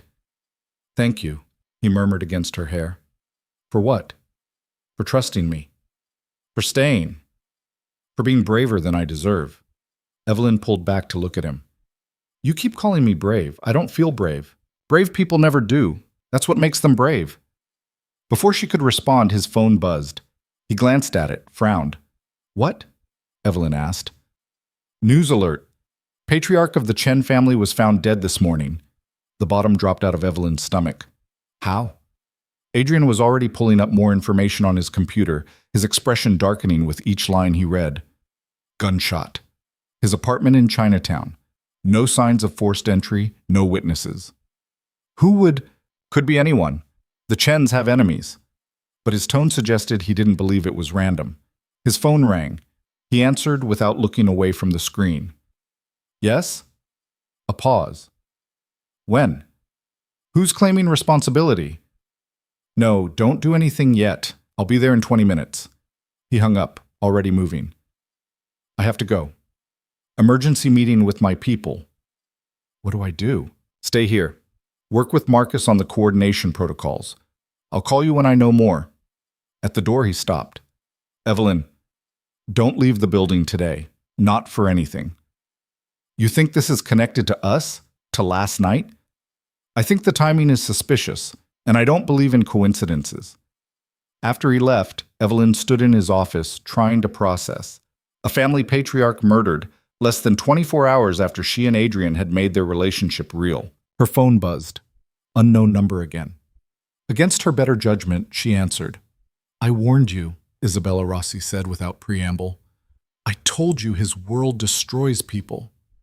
You think Adrian did this. I think someone did, and I think it's because of the power plays happening right now. Your boyfriend just upset a very delicate balance." "He's not my—" "Please, everyone knows. You think breakfast with the Castellanos went unnoticed? The families talk, Evelyn, and now someone sent a message written in blood." "What message?" "That the old agreements don't hold anymore. That territory's up for grabs. That anyone trying to expand had better be ready for war." Isabella's voice was cold. Chen was neutral ground, the one patriarch who didn't take sides in disputes. Killing him removes the only mediator the families trusted. Understanding dawned, sickening. Someone wants the families to turn on each other. Very good. And guess who's in the perfect position to exploit the chaos? Your Adrian, with his Brooklyn expansion and his new alliances. He didn't do this. Can you be sure? Do you really know what he's capable of? Evelyn thought about the man who'd held her last night, who'd sent her texts at 3 a.m, who'd looked at her like she was something precious and terrifying. Did she know him? Really know him? "I have to go," she said. "Last chance, Evelyn. Walk away now, before the war starts and you're caught in the middle." "Goodbye, Isabella." She hung up, hands shaking. Marcus appeared in the doorway minutes later. "Adrian said you're with me today. Ready for a crash course in family politics?" "Not remotely," he grinned. "Good. The confident ones never last. Come on." The next 6 hours were a blur of names, faces, protocols. Marcus introduced her to people whose job titles were meaningless and whose actual functions ranged from logistics to enforcement. She learned the hierarchy of the 5 families, their territories, their grudges, their alliances. The Castellanos controlled construction and real estate. The Rossis had the ports and shipping. The Chens had, past tense now, ran gambling and certain financial services. The DeLucas owned legitimate businesses that fronted less legitimate operations. And the Salvatores, oldest and most traditional, considered themselves the arbiters of disputes. Adrian's organization didn't fit neatly into the structure. He was newer, more aggressive, less tied to old rules, which made him dangerous, unpredictable, worth eliminating if you wanted to preserve the status quo. "Here's the thing you need to understand," Marcus said as they sat in a conference room reviewing org charts. "The families don't trust each other. They work together because open war is expensive and attracts attention nobody wants. But they're always looking for advantage. Always. And Adrian wants me to coordinate between them. He wants you to become the neutral party they all trust, someone who can facilitate without picking sides. Like Chen was." Marcus's expression sobered. "Yeah, like Chen was." The implication hung heavy. Chen had been neutral, trusted, essential, and someone had put a bullet in him anyway. "I'm scared," Evelyn admitted. "You should be. Fear keeps you sharp." Marcus leaned back. "But you've got something Chen didn't. You've got Adrian willing to burn the whole city down if someone touches you. That's better than neutrality. That's deterrence." Her phone buzzed. "Adrian, meeting running long. Don't wait for me for dinner. And Evelyn, lock your door tonight." She showed Marcus the text. He frowned. "Something's wrong," he said. "How do you know?" "Because Adrian doesn't tell you to lock your door unless he thinks there's a reason you'd need to." Evelyn's anxiety ratcheted up another notch. "Should I be worried?" "You should be careful. Different thing." Marcus stood. "Come on, I'll walk you back to your apartment." The building felt different as they moved through it, more tense. People spoke in lower voices, moved with more purpose. Something had shifted in the hours since Chen's death, a current running beneath the surface. At her door, Marcus waited while she unlocked it, then did a quick sweep of the interior. "You're clear. Keep your phone on. Anything weird? You call me or Adrian immediately. Define weird. Anything that feels wrong. Trust your instincts." After he left, Evelyn locked the door, checked it twice, then stood in her living room feeling absurdly vulnerable. The windows that had seemed beautiful yesterday now felt like exposure. All that glass. Anyone with a scope could see right in. She closed the blinds, ordered food she barely touched, tried to distract herself with television that couldn't hold her attention. At 10 p.m., her door buzzed. She checked the security screen. Adrian, looking exhausted. She let him in without a word, and he pulled her into his arms immediately.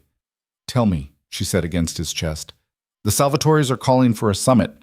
All 5 families. 4 now, I guess. They want to discuss Chen's death, make sure it doesn't escalate into open conflict. When? Tomorrow night. Neutral ground. Everyone brings minimal security." Adrian pulled back to look at her. "You're coming with me." "Is that safe?" "Nowhere safe right now. But I need you there. We need to present a united front, show that we're stable, prepared, not vulnerable to whatever's happening." "Adrian, Isabella Rossi called me again. She thinks you had something to do with Chen's death." His jaw tightened. "What did you say?" "That she was wrong. That you didn't do it. And do you believe that?" The question hung between them, weighted with more than just this moment. This was the test, the line between trust and doubt, between staying and running. Evelyn met his eyes. "Did you?" "No. I didn't order Chen's death. I didn't benefit from it, and whoever did just made my life significantly more complicated." Adrian's hands framed her face. "I'm a lot of things, Evelyn. I've done things that would horrify you, but I didn't kill Chen, and I need you to believe that." She searched his expression, looking for the lie, the crack in his armor, found only exhaustion and honesty and something that looked like fear. "I believe you," she said. The relief on his face was immediate and profound. "Thank you. So if you didn't do it, who did?" "That's what we're going to find out tomorrow." Adrian moved to her windows, looking out at the city. Someone's making a play, using Chen's death to destabilize the families, create chaos. The question is who and why. Isabella thinks you're using the chaos to expand. Isabella thinks I'm responsible for everything from global warming to her morning traffic. Adrian's smile was thin. The Rossis have wanted me out of the picture for years. I'm competition they can't control. Could they have killed Chen to frame you? Possible, but risky. If it comes out that they killed a neutral patriarch just to frame a competitor, the other families would turn on them immediately. Evelyn moved to stand beside him. "This is insane, all of it. People dying over territory and money and pride." "Yes. And I'm in the middle of it now." "Yes." Adrian turned to her. "Last chance, Evelyn. I can still get you out. Set you up somewhere far from here, far from all of this. You could have a normal life." "We've had this conversation already. That was before a patriarch was murdered, before things got real. It's been real since Daniel Hayes tried to recruit me over pasta." Evelyn took his hand. "I'm not leaving, Adrian. Whatever happens tomorrow, we face it together." He kissed her, slow and deep, like he was trying to memorize the moment. When he pulled back, his forehead rested against hers. "You're going to get me killed," he murmured. "How do you figure?" "Because I'll do anything to keep you safe. Make deals I shouldn't make. Compromises that weaken me. That's what happens when you care about someone in this world. Then we'll have to make sure nobody gets the chance to use me against you." Adrian laughed, surprised. "You're serious?" "I am. You said you were making me essential infrastructure? Then let's make sure I'm so good at it that the families need me more than they want to hurt you." "That's ambitious." "I learned from my boss." They stood there, holding each other against the windows overlooking a city that had suddenly become infinitely more dangerous, and Evelyn felt something crystallize inside her. This wasn't just survival anymore. This wasn't just staying because she was too stubborn to run. This was choice. Active, intentional choice to stand in this world, beside this man, and see what they could build. Even if it killed them both. Adrian stayed until almost midnight again, reluctant to leave, making her promise to keep her phone next to the bed, to call him if anything felt off. After he left, Evelyn lay in the darkness, thinking about tomorrow. A summit with all the families. The first time she'd be in a room with that much concentrated power and violence. She should be terrified. Instead, she felt something closer to anticipation. Her phone lit up with a final text from Adrian. "Thank you for believing me," she typed back. "Thank you for being worth believing in." The response came fast. Get some sleep. Tomorrow's going to be intense. Adrian? Yeah? I meant what I said. We're in this together. I know. That's what scares me. Evelyn smiled in the darkness. At least they were both scared. That felt honest, real, better than the alternative of pretending they knew what they were doing. She closed her eyes and tried to sleep, very aware that tomorrow might change everything. That walking into that summit could be the moment she finally understood what she'd gotten herself into. But she'd made her choice. Now she just had to live with it. Morning came too fast and too bright. Evelyn woke to find a garment bag hanging on her door handle. She hadn't heard anyone enter, which should have been terrifying, but was apparently just how things worked here now. Inside the bag was a dress. Dark green, elegant, with a neckline that suggested confidence without being provocative. Shoes that matched. A note in handwriting she didn't recognize. For tonight, Mr. Moretti's instructions. Facilities. So they were dressing her now. Evelyn should probably object on principle, but the dress was beautiful and fit perfectly when she tried it on, and she had bigger things to worry about than her autonomy over wardrobe choices. The office was even more tense than yesterday. People moved with purpose. Conversations happened in hushed clusters. Adrian's door was closed all morning, meetings rotating through every hour. Marcus found her at her desk around noon. You ready for tonight? No, but I'm going anyway. He smiled. That's the spirit. Here's what you need to know. The summit's at the Salvatore Estate in Westchester. Neutral ground technically, though the Salvatores are hosting. Each family brings their patriarch plus 2 attendees max. Adrian's bringing you and me. What happens at these things? A lot of posturing. Everyone trying to look strong while gathering intelligence. They'll discuss Chen's death, who might be responsible, how to prevent escalation. Probably make some agreements about respecting boundaries, at least until this blows over. And where do I fit in? You observe. Stay close to Adrian. If anyone addresses you directly, be polite, but don't volunteer information. You're there to learn, not participate. That's it? That's enough. These people are going to be watching you, Evelyn, trying to figure out what you mean to Adrian, whether you're a weakness or a strength. Let them see strength. She spent the afternoon reviewing everything Marcus had taught her about the families. Names, faces, relationships, grudges. By the time 5 o'clock rolled around, her head was swimming with information. Adrian appeared at her desk at 6. Ready? As I'll ever be. In the car with Marcus driving, Adrian briefed her on what to expect. The Salvatores are old school, traditional. They'll respect formality and deference. Vincent Castellano you've met. He'll be cordial but watching for advantage. The DeLucas are unpredictable, run by brothers who don't always agree with each other. And Isabella Rossi will be there representing her family now that her father's mostly retired. Evelyn's stomach dropped. Isabella's going to be there? Yes. Problem? She's been calling me, trying to get me to leave you. Adrian's expression darkened. When? Yesterday and the day before. She keeps saying I'm making a mistake, that you're going to get me killed. And yet you're still here. Apparently I like making mistakes. His hand found hers. For what it's worth, I'm glad this particular mistake is sitting next to me. The Salvatore estate was massive, tucked behind gates and walls, and enough security to make Fort Knox jealous. They were stopped 3 times before reaching the main house, a sprawling villa that looked transplanted from Tuscany. Inside, they were led to a formal dining room where a long table was set for 12. 3 families were already there. Vincent Castellano nodded at Adrian, his eyes flicking to Evelyn with recognition.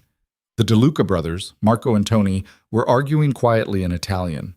And Isabella Rossi stood near the windows, elegant in black, her expression unreadable when she saw Evelyn enter. The Salvatores arrived last, led by an elderly man who moved like every step hurt, but whose eyes were sharp as knives. Gentlemen, he said, his voice carrying despite his age, and ladies, thank you for coming. Please, sit. They arranged themselves around the table, careful choreography of power and position. Adrian pulled out Evelyn's chair before taking his own, a gesture that didn't go unnoticed. Antonio Salvatore remained standing at the head of the table. We are here because one of our own was murdered, he began. William Chen was a friend to this table, a neutral voice. His death diminishes us all. His death creates a vacuum, Isabella Rossi said, one that some might see as opportunity. Her eyes went to Adrian. Is that an accusation, Isabella? Adrian's tone was mild. It's an observation. You've been expanding aggressively. Chen's territory is now unclaimed. I didn't kill Chen. Can you prove that? The tension ratcheted up instantly. Evelyn could feel it, electric and dangerous. Can you? Adrian countered. You've been trying to push me out for years. Maybe you saw an opportunity of your own. Enough. Antonio's hand came down on the table. We're not here to accuse. We're here to prevent war. Someone killed Chen. Until we know who, we maintain the peace. Agreed? Reluctant nods around the table. Now, Antonio continued, we must discuss the practical matters. Chen's operations, his territories, his agreements with each of you. What followed was 2 hours of careful negotiation. Who got what? Who owed whom? How to prevent Chen's death from destabilizing the entire structure. Evelyn watched, fascinated despite herself, as these dangerous people danced around direct conflict while maneuvering for advantage. Adrian held his ground, giving nothing, taking nothing, maintaining that he had no interest in Chen's territories. Isabella didn't believe him. Nobody did. During a break, Evelyn excused herself to the restroom. Isabella followed. So you came, Isabella said, touching up her lipstick in the mirror. I told you I wasn't leaving. Yes, you did. I suppose I hoped you'd reconsider. Isabella turned to face her. You handled yourself well in there. Stayed quiet, observed, smart. Thank you. It's not a compliment. It means you're learning, becoming useful to him. That makes everything harder. Harder for who? For me to save you. Isabella's smile was sad. I wasn't lying, Evelyn. I don't want to recruit you. I don't want to use you. I genuinely think you're in over your head and I'd like to help. By getting me to betray Adrian, by getting you away from him before he gets you killed, there's a difference. Why do you care? Isabella was quiet for a moment. Because I was you once, 20 years ago. Different man, same story. He was charming, powerful, made me feel special, needed. I thought I could handle his world. What happened? He died. Car bomb meant for someone else. I was supposed to be in that car. Would have been if I hadn't stopped to take a phone call. Isabella's expression was haunted. His enemies didn't care that I was just collateral damage. To them, I was close enough to him to be worth killing. Evelyn felt cold. I'm sorry. Don't be sorry. Learn from it. You think Adrian can protect you? He can't. Not completely. Not when the stakes get high enough. Maybe, but I'm still not leaving. Then you're a fool. Probably. Isabella studied her. You really care about him. Yes. Does he care about you? Really? Or are you just useful? The question cut deeper than it should have. Evelyn thought about Adrian's texts at 3 a.m., the way he'd kissed her like she was oxygen, the fear in his eyes when he'd asked her to believe he hadn't killed Chen. He cares, she said quietly. Then I hope you're both very lucky, because in this world, caring about someone is the most dangerous thing you can do. Back in the dining room, negotiations had resumed. Adrian's eyes found hers immediately, a question in his expression. She shook her head slightly, nothing's wrong, and took her seat. The meeting concluded with agreements to maintain current territories, investigate Chen's death jointly, and meet again in 2 weeks to assess the situation. As they were leaving, Antonio Salvatore stopped Adrian. A word? Adrian nodded to Evelyn and Marcus. I'll be right out. In the car, waiting, Marcus said, You did good tonight. I didn't do anything. Exactly. You didn't panic, didn't draw attention, didn't make mistakes. For a first summit, that's impressive. What do you think they're talking about? Adrian and Antonio? Nothing good, Marcus said. Antonio doesn't pull people aside for pleasant conversations. Adrian emerged 10 minutes later, his expression grim. He slid into the car without a word. What happened? Evelyn asked. Antonio received a letter, delivered to his house this morning, anonymous. Saying what? Adrian's jaw worked. Claiming I killed Chen with enough specific details about my operations to be credible. Evelyn's blood went cold. But you didn't. I know I didn't, but someone wants the families to think I did. Someone with enough inside information to make the accusation stick. What does that mean? Adrian looked at her, and she saw something she'd never seen in his eyes before. Fear?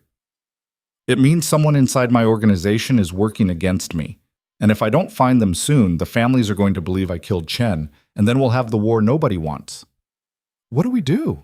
We find the leak, fast, before the next summit. Adrian's hand found hers, gripping tight.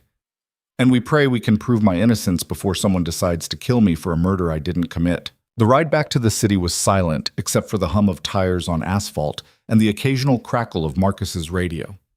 Evelyn watched the suburbs give way to urban sprawl, her mind racing faster than the car. A mole. Inside Adrian's organization. Someone close enough to know operational details, trusted enough to have access, close enough to destroy him. How many people know your schedule? She asked, breaking the silence. Your real schedule, not the public one. Adrian glanced at her. Maybe 10. Why? The letter to Antonio. It had specific details, right? About your operations? Shipment routes, meeting times, financial transactions. His expression was dark. Things only someone inside would know. So we narrow it down. Who has access to all three of those things? More people than I'd like. Operations team, logistics, accounting. At least 30 people with enough access to piece it together. Marcus spoke from the front seat. We need to lock this down. Audit everything. Phone records, emails, bank accounts. Someone's getting paid to sell you out. That'll take days we don't have, Adrian said. Antonio gave me 72 hours to provide evidence I didn't kill Chen. After that, he's calling another summit and putting it to a vote. A vote for what? Evelyn asked, though she already knew the answer. Whether I'm guilty. And if the families vote yes? Adrian didn't finish. He didn't have to. Evelyn's hands twisted in her lap. Can they do that? Just decide you're guilty without proof? In their world, yes. The families operate on consensus. If enough of them believe I'm a threat, they'll eliminate me. Proof is secondary to perception. That's insane. That's survival. One rogue family can destabilize everything. They can't afford to wait for certainty. Adrian's jaw was tight. Antonio's being generous, giving me 3 days. He likes me, or at least respects what I've built. But even he won't protect me if the evidence keeps pointing my way. Marcus turned onto the bridge back to Manhattan, the city skyline glittering ahead like a crown of knives. We need to compartmentalize, figure out who knew what when, build a timeline. Already on it, Adrian said, pulling out his phone. He typed rapidly, then paused. Evelyn, I need to send you somewhere safe. Her head snapped up. What? No. This is going to get ugly. I can't focus on finding the leak if I'm worried about you. Then don't worry about me. I'm staying. Evelyn, you said you were making me essential infrastructure, remember? That I'd coordinate between families, become someone they all needed? She leaned forward, catching his eye. Use me. Let me help. This isn't coordination. This is internal security. It's dangerous. Everything about this is dangerous. That stopped being a reason to hide the moment Chen died. Evelyn kept her voice steady despite her racing heart. I know your schedule better than anyone. I've sat in on meetings, handled communications. Let me help trace who had access to what information. Adrian studied her and she could see him calculating, weighing risk against utility. Finally, he nodded. All right, but you work from the building. No outside meetings, no errands, and Marcus assigns you personal security. I already have Tony. You're getting 2 more. It should have felt like prison. Instead, it felt like trust. Back at the building, Adrian called an emergency meeting in the conference room. Evelyn had never seen so many people assembled at once, his entire inner circle, all looking tense and suspicious of each other. Adrian stood at the head of the table, and the room fell silent. Someone in this organization is selling information to outside parties, he said without preamble. That information has been used to frame me for William Chen's murder. I have 3 days to find the leak and prove my innocence, or the families will vote to eliminate me, which means all of you are under scrutiny until we find who's responsible. The room erupted. Protests, accusations, defensive posturing. Adrian let it run for 30 seconds, then slammed his hand on the table. Enough. Here's how this works. Every phone, every computer, every communication device you use for business gets audited. Tonight. You have 1 hour to turn everything over to IT. Anyone who refuses is immediately suspect. That's a violation of, someone started. I don't care, Adrian interrupted. You work for me. You use my systems. I own this information, and I'm taking it back. If you have a problem with that, there's the door. But if you walk out, you don't come back. Nobody moved. Good. Marcus will coordinate the audit. Anyone with access to shipment schedules, meeting calendars, or financial data gets priority screening. The rest of you, business continues as usual, but you report any suspicious contacts, any unusual requests for information, anything that feels off. Clear? Reluctant nods around the table. One more thing, Adrian said, his voice dropping to something colder.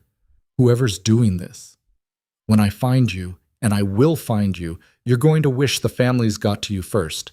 Dismissed. The room emptied quickly, people avoiding eye contact with each other. Paranoia had set in fast, which was probably the point. A mole works best in shadows. Flood the place with light, and they had to scramble. Evelyn stayed behind with Adrian and Marcus. You really think someone will just confess? She asked. No, but I think they'll make a mistake. Panic makes people sloppy. Adrian loosened his tie, looking exhausted. Marcus, coordinate with IT. I want results by morning. On it. Marcus headed for the door, then paused. Adrian, what if it's someone we trust? Someone close? Adrian's expression was carved from stone. Then they made their choice, and I'll make mine. After Marcus left, Evelyn moved to Adrian's side. What do you need me to do? Pull every meeting I've had in the last month. Who attended, what was discussed, what information was shared, cross-reference with the details in that letter to Antonio. You think the leak happened recently? The letter mentioned Chen by name. Chen's death was 3 days ago. Whoever wrote it needed current information. Adrian pulled up files on his laptop. Start here. Operations meetings from the last 2 weeks. They worked in silence for an hour, building spreadsheets, connecting dots. Evelyn's background in organization came in handy. She could see patterns Adrian missed, connections between seemingly unrelated meetings. Here, she said, highlighting a section. This shipment schedule. It was only discussed in 3 meetings. Same 3 people attended all of them. Adrian leaned over her shoulder. James from logistics, Rachel from accounting, and Michael from operations. Any of them have reason to want you gone? Everyone has reason if the price is right, but these 3... He trailed off, frowning. Rachel just bought a new apartment, way above her salary range. Could be inheritance, savings. Could be, but it's worth checking. Adrian pulled out his phone, sent a text. I'm having her finances audited tonight. What if she's clean? Then we move to the next name. Evelyn's phone buzzed. Unknown number. She was getting tired of those. Don't answer it, Adrian said, glancing at the screen. It might be important. Anyone important has your direct number. But Evelyn was already swiping to accept, curiosity winning out over caution. Hello? Breathing. Heavy. Deliberate. Then a voice distorted by a modulator. You should leave while you still can. Her blood went cold. Who is this? A friend. Someone who doesn't want to see you get hurt when this all comes down. When what comes down? Adrian Moretti's empire. It's over. He just doesn't know it yet. The distorted voice carried an edge of satisfaction. The families are turning on him. The evidence is piling up. In 3 days, he's a dead man. But you don't have to die with him. Adrian had moved closer, watching her face. She put the phone on speaker. If you're such a friend, why hide behind a voice changer? Evelyn asked. Because knowing who I am would make you a target. I'm trying to help you, Evelyn. Walk away. Tonight. Disappear. I'll make sure you stay safe. And if I don't, then you'll die with him, and that would be a waste. The line went dead. Evelyn set down the phone carefully, like it might explode. Well, that was concerning. Adrian was already typing on his laptop. It's going to trace that call, see if we can get a location. They used a distorter, probably a burner phone. Probably, but maybe they got sloppy. He looked at her. You okay? Someone just called to tell me you're going to die in 3 days. So no, not particularly okay. Fair point. Adrian's attempt at a smile fell flat. For what it's worth, I don't plan on dying. Good. Because I didn't sign up for this just to watch you get executed by a committee. This time his smile was genuine, if tired. You didn't sign up for any of this. It just happened to you. No, Evelyn said. I chose this. Keep choosing it, even when mysterious phone calls tell me to run. Adrian pulled her close, and she felt him breathe against her hair. You're either very brave or very stupid. Probably both. They stayed like that for a moment, taking comfort in proximity, before reality reasserted itself. There was work to do, a mole to find, a death sentence to escape. Adrian's phone rang. He glanced at it, frowned, answered. Yes? His expression darkened with each second. When? How bad? I'll be there in 20 minutes. He hung up, already moving. There's been an incident. One of our shipments was hit. Hit? Hijacked. 3 trucks, full of merchandise. Gone. Evelyn's stomach sank. The mole? Has to be. Someone gave up the route, the timing, the security detail. Adrian grabbed his jacket. I need to go assess the damage. I'm coming with you. Absolutely not. It could be a trap. Then you definitely need backup, extra eyes. Evelyn, you said I'm part of this now. Let me be part of it. He looked like he wanted to argue, but time was against them. Fine, but you stay in the car, no matter what. Understood? Understood. Marcus met them downstairs with 2 additional security personnel. The drive to the warehouse district in Brooklyn was tense, everyone on high alert. The scene when they arrived was chaos.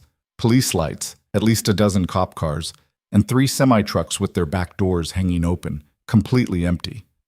Christ, Marcus muttered. Adrian was out of the car before it fully stopped, Evelyn right behind him despite his orders. A police detective approached, middle-aged, tired-looking, with eyes that had seen too much. Mr. Moretti, your people called it in? Yes. What happened, detective? Reeves. Looks like a professional job. Guards were incapacitated, not killed. Drivers held at gunpoint until the trucks were emptied into another vehicle. Whole thing took maybe 15 minutes. Security footage. Cameras were disabled. Someone knew exactly where they were. Inside job. Had to be. Adrian's jaw worked. What was taken? According to your manifest, electronics, high-end stuff. Street value maybe $2 million. $2 million in merchandise. Gone. But worse than the financial hit was what it represented. Another piece of evidence that someone inside was working against him. I'll need statements from all your people, Reeves said. Guards, drivers, anyone who knew about this shipment. Of course, whatever you need. After Reeves walked away, Marcus leaned in. This is bad, Adrian. Really bad. I know. Whoever the mole is, they're escalating. First the letter, now this. They're not just trying to frame you. They're trying to destabilize your entire operation. Evelyn had been watching the scene, her mind working through logistics. The shipment schedule. When was it finalized? Adrian turned to her. This morning. Why? So whoever leaked it had access to today's updates. That narrows the window. She's right, Marcus said. We pull logs from everyone who accessed the system today. Cross-reference with the people at those 3 meetings. Adrian was already on his phone, calling IT. While he talked, Evelyn noticed someone watching them from across the lot. One of the guards who'd been on duty, a younger guy with nervous eyes. She touched Marcus's arm, nodded toward him. That guard. He looks scared. Marcus followed her gaze. Could just be shaken up from the hijacking. Or he knows something. Without waiting for approval, Evelyn started walking toward the guard. Behind her, she heard Marcus curse and follow. The guard noticed her approach and straightened, trying to look professional. Up close, she could see he was sweating despite the cool night air. Hi, Evelyn said, keeping her tone friendly. You okay? That must have been terrifying. I'm fine, ma'am. You sure? You look pretty shaken up. Yeah. It happened fast, you know. They had the jump on us. How many were there? 4, maybe 5. Masked up. Knew exactly what they were doing. Marcus arrived, and the guard's nervousness ratcheted up another notch. Walk us through it, Marcus said. From the beginning. The guard swallowed. We were doing our rounds, standard procedure. Then they were just there, like they'd been waiting. They knew our positions, our timing. One of them took out the camera before we even saw him. Someone told them where you'd be, Evelyn said quietly. The guard's eyes darted away. I guess. Who knew your route tonight? Just the usual people. Logistics, operations, same as always. But something in his voice caught. A hesitation. Who else? Marcus pressed. Nobody. I swear. You're a terrible liar, Evelyn said, surprised by her own boldness. Who else knew? The guard looked between them, trapped. Then his shoulders slumped. Look, I didn't think it was a big deal. This guy approached me last week, said he was doing security consulting for Mr. Moretti, asked about our procedures, wanted to know if there were vulnerabilities. Marcus went very still. What guy? I don't know his name. He had credentials, seemed legit. I answered his questions. Didn't realize I was doing anything wrong. Describe him. 40s maybe, brown hair, average build, nice suit, had this scar on his left hand, kind of distinctive. Marcus and Evelyn exchanged a glance. She'd seen that description before in the files Marcus had shown her. Michael, from operations. Thank you, Evelyn said to the guard. You did the right thing telling us. After they walked away, Marcus pulled out his phone. I'll have people pick up Michael for questioning. Carefully, Evelyn said. If he's the mole, he'll run the second he knows we're on to him. Good point. I'll make it look routine. Pull him in with a few others for statements. They regrouped with Adrian, who was finishing with the detective. Marcus briefed him on what they'd learned. Adrian's expression was carved from ice. Michael's worked for me for 3 years. 3 years. Money makes people do stupid things, Marcus said. Get him to the office, quietly. I want to talk to him myself. An hour later, they were back at the building. Michael was already there, sitting in a conference room with a cup of coffee, looking confused but not alarmed. Adrian watched him through the one-way glass. He doesn't look guilty. They never do, Marcus said, until they crack. Adrian entered the room. Evelyn stayed outside with Marcus, watching through the glass. Michael, thanks for coming in. No problem, boss. What's this about? We had some trouble tonight. Shipment got hit in Brooklyn. Yeah, I heard. That's rough.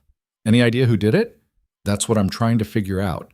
Adrian sat across from him, casual, friendly. You worked on the logistics for that shipment, right?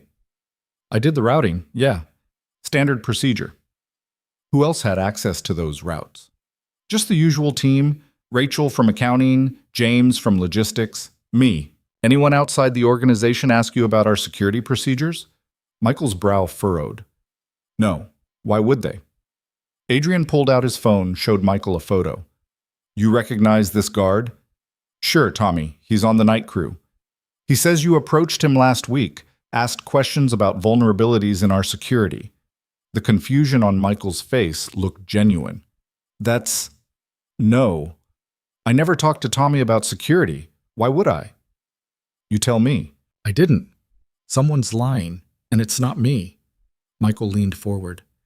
Adrian, I've been loyal to you for 3 years. I've never given you reason to doubt me. Then explain why a guard says you were asking questions. I can't explain it because it didn't happen. Either he's mistaken or someone's setting me up. Adrian stared at him for a long moment, then stood. Stay here. Back outside, Adrian ran a hand through his hair. He's either innocent or a phenomenal liar. There's one way to find out, Evelyn said. Bring in the guard. See if he identifies Michael face to face. Marcus made the call. 20 minutes later, Tommy the guard was escorted into the building, looking like he regretted every decision that had led him here. They brought him to the observation room, showed him Michael through the glass. That him? Marcus asked. The guy who approached you? Tommy squinted at Michael, then shook his head. No, I mean, similar build maybe, but that's not him. The guy I talked to was older, and that scar was more prominent. Evelyn's stomach sank. Not Michael, but someone who looked enough like Michael to pass for him in a brief encounter. Someone who knew Michael's position, his access, his routine. Someone setting him up to take the fall. We've been looking at this wrong, she said slowly. The mole isn't just leaking information. They're creating a trail that leads to someone else. Adrian's eyes narrowed. A patsy. Exactly. Frame someone inside for the leaks, and when you find them, you stop looking. Meanwhile, the real mole keeps operating. So who looks like Michael? Marcus asked. Evelyn pulled out her phone, scrolling through the org chart she'd been studying. Michael has a younger brother, James, who works in logistics, Adrian finished grimly. He was in all 3 meetings, had access to everything. It clicked into place. James had been in the background, quiet, forgettable. The kind of person who could move through the organization without drawing attention. Perfect for a mole. Bring him in, Adrian said. Now. But when Marcus called down to operations, the response made his expression darken. James didn't show up for work today, called in sick. Get his address. I want eyes on him immediately.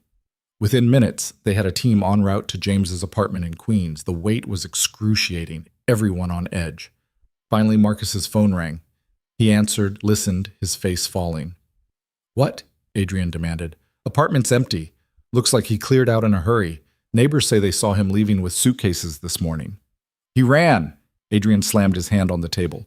He knew we were closing in, and he ran. Which means someone warned him, Evelyn said. He had to have been in contact with whoever's paying him. Check his communications, bank records, everything. I want to know who he was working for. The next hour was a flurry of activity. IT pulled James's phone records, email logs, financial transactions. What they found was damning.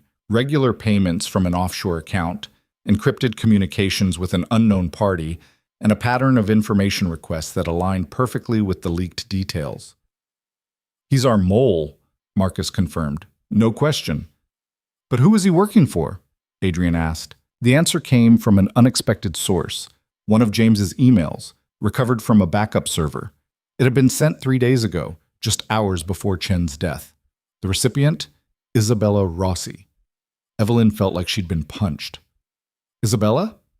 Adrian read the email, his expression darkening with each line. She's been running him for months, paid him to leak information, orchestrated the hijacking, wrote that letter to Antonio. But why? Evelyn asked. Why frame you for Chen's murder? Because killing Chen and blaming me accomplishes 2 things, Adrian said grimly. It removes a neutral voice from the families, creating instability. And it removes me, her biggest competitor. The Rossis consolidate power in the chaos. She played everyone, Marcus said. Not everyone. Adrian was already on his phone. Antonio needs to see this, now. It's almost midnight, Evelyn pointed out. He said 3 days. I'm giving him proof in 3 hours. Adrian looked at them both. Get Antonio on the phone. Tell him we found the leak. Tell him Isabella Rossi killed William Chen. Antonio Salvatore answered on the 3rd ring, his voice rough with sleep and irritation. This better be life or death, Moretti.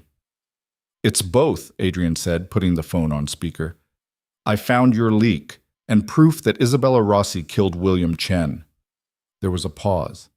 Then Antonio's voice came back sharp and awake. I'm listening? Adrian laid it out methodically. James's communications with Isabella, the offshore payments, the timeline that showed the letter to Antonio had been sent from an IP address traced back to a Rossi property. Every piece of evidence they'd compiled in the last frantic hours.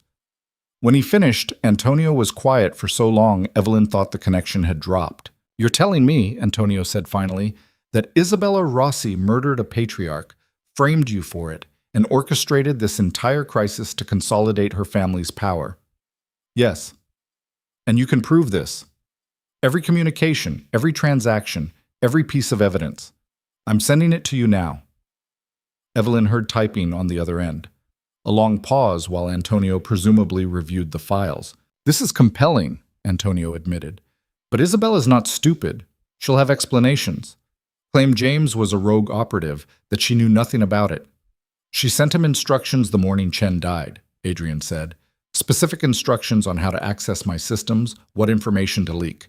She's in this up to her neck. Then we need more than emails. We need James, alive, willing to testify. We're working on finding him. Work faster. Without him, this is circumstantial. Isabella's lawyers will tear it apart. Antonio's voice hardened. I'm calling an emergency summit tomorrow night. You bring James and your evidence. Isabella answers for what she's done. But Moretti, if you're wrong about this, if this is some elaborate setup, the families will bury you both. I'm not wrong. For your sake, I hope not. The line went dead. Adrian set down his phone, meeting Evelyn's eyes. We have less than 24 hours to find James. He could be anywhere, Marcus said. Out of state, out of the country? No. Evelyn was pulling up James's file on her laptop. Look at his background. Born and raised in Queens, never lived anywhere else. His whole family is here. So people don't abandon their entire lives overnight.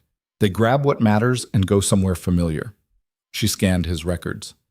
He has a sister in Westchester, a mother in a nursing home in the Bronx, an ex-girlfriend in Brooklyn who he still sends money to every month. Marcus leaned over her shoulder. The ex-girlfriend. That's promising.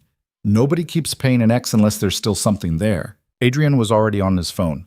Get me an address. And pull surveillance on the mother and sister too. He'll contact one of them eventually.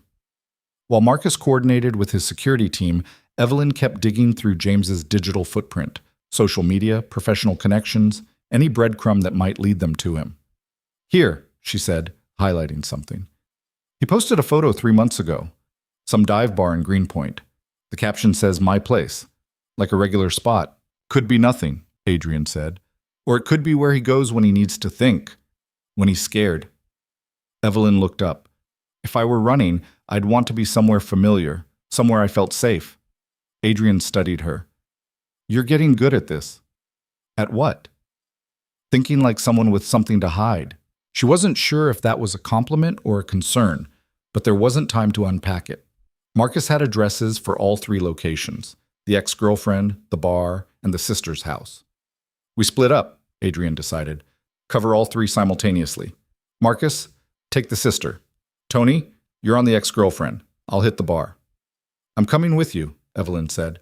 Evelyn, we've had this conversation. I'm part of this. She stood, grabbing her coat. Besides, you might need someone who can talk him down. You show up alone and he'll run. I show up and maybe he sees someone who's not a threat. Adrian looked like he wanted to argue but couldn't find a good reason. Fine. But you stay behind me, and if shooting starts, you hit the ground. Agreed. The bar in Greenpoint was called Murphy's, wedged between a bodega and a laundromat in a neighborhood that had gentrified in patches, but still had pockets of old New York. At 3 a.m, it should have been closed, but light leaked from the edges of covered windows. Adrian parked half a block away. Let me check it out first. Together, Evelyn said. If he's in there, you want him to feel cornered or see a way out? You really think you can talk him into turning on Isabella? I think I can try. What's the alternative? Dragging him out at gunpoint? Adrian conceded the point. They approached the bar together, and he tried the door. Unlocked. Inside was exactly what you'd expect. Dim lighting, worn stools, the smell of old beer and desperation. And sitting at the end of the bar, nursing a whiskey, was James. He looked up when they entered, and the fear that flooded his face confirmed everything. Don't run, Adrian said quietly, blocking the door. We just want to talk. James's hand drifted toward his jacket. Adrian's moved too, faster. I wouldn't, Adrian said. Whatever you're reaching for, I'm faster. I'm not armed, James said, his voice shaking. I don't want trouble. Then you shouldn't have sold me out to the Rossies. Adrian moved closer, and James flinched. You leaked my shipment schedules. Gave Isabella ammunition to frame me for Chen's murder. That's a lot of trouble, James. I didn't know she was going to kill him, I swear. She just wanted information, said she was protecting her family's interests. And you believed her? Evelyn asked, stepping forward. Adrian shot her a warning look, but she ignored it. You worked for Adrian for 3 years, saw how he ran things, how he treated people, and you still chose to betray him for money? James's hands were shaking around his glass. You don't understand. She had leverage. Things about my past, about my family. She said if I didn't help her, she'd destroy us. What kind of leverage? Adrian asked. My sister. She has gambling debts. Serious ones. Isabella offered to clear them in exchange for information. I thought it was just corporate espionage. I didn't know about Chen until after. But you kept working for her, Evelyn said. Even after a man died. She said if I stopped, she'd tell everyone I was involved in the murder. That I'd helped plan it. James looked up, and there were tears in his eyes. I was trapped. I still am. Adrian pulled out a chair, sat across from James. Here's your way out. You testify against Isabella. Tomorrow night, in front of the families. You tell them everything. How she recruited you, what she asked for, what she threatened. You do that and I'll protect you and your sister. She'll kill me. She'll kill you anyway, Adrian said flatly. You're a loose end. The moment she doesn't need you, you're dead. This way, you take her down with you and live under my protection. And if I say no, then I let the families know where to find you, and you deal with 5 angry organizations instead of just one. Your choice. James looked between them, trapped and terrified. Evelyn felt something almost like sympathy. He'd made bad choices, yes, but he'd been manipulated by someone who understood exactly which pressure points to exploit. If I testify, James said slowly, and Isabella goes down, what happens to my sister's debt? I'll clear it, Adrian said. Consider it payment for your cooperation. And I walk away from this? You walk away breathing. That's more than Isabella's offering. James drained his whiskey, set down the glass with shaking hands. Okay, I'll do it. Relief flooded Evelyn's chest. They had him. They had the evidence. Tomorrow night, this nightmare would end. But Adrian's phone rang before they could move. He answered, his expression darkening. When? How many? Stall them. We're on our way. He hung up, already moving toward the door. We need to go, now. What happened? Evelyn asked. Isabella's people just showed up at the building. They're demanding to speak with me, and they brought reinforcements. The drive back to Tribeca was tense. James wedged in the back seat between 2 of Adrian's security personnel who'd arrived as backup. Evelyn's mind was racing through scenarios, none of them good. Isabella had to know they'd found James, had to know her whole operation was unraveling. This wasn't negotiation. This was desperation. The building was surrounded when they arrived. 4 cars, at least a dozen men in suits that didn't quite hide their weapons. And standing in the center of it all, looking calm and collected despite the small army she'd brought, was Isabella Rossi. Stay in the car, Adrian told Evelyn. Like hell. Evelyn, she knows about me already. Hiding doesn't change that. Evelyn opened her door before he could argue. Besides, you said I'm part of this. Let me be part of it. Adrian looked like he wanted to lock her in the car physically, but there wasn't time. Isabella had spotted them, was walking forward with the kind of confidence that came from holding all the cards. Or thinking you did. Adrian, she said pleasantly, we need to talk. I have nothing to say to you. I think you do. You have something of mine. A former employee who's been spreading malicious lies about my family. Her eyes flicked to the car where James was still sitting. I'd like him back. He's not yours to take. He breached his contract with me. That makes him mine until I decide otherwise. He doesn't work for you, Evelyn said, stepping forward despite Adrian's hand on her arm. He worked for Adrian. You blackmailed him into betraying his employer. Isabella's smile was cold. Miss Carter, still playing in water too deep for you, I see. Has Adrian told you yet what happens to people who get too close to him? How they end up? He's told me enough. Has he told you about Maria Delgado, his last assistant before you? She ended up in a river because someone wanted to send him a message.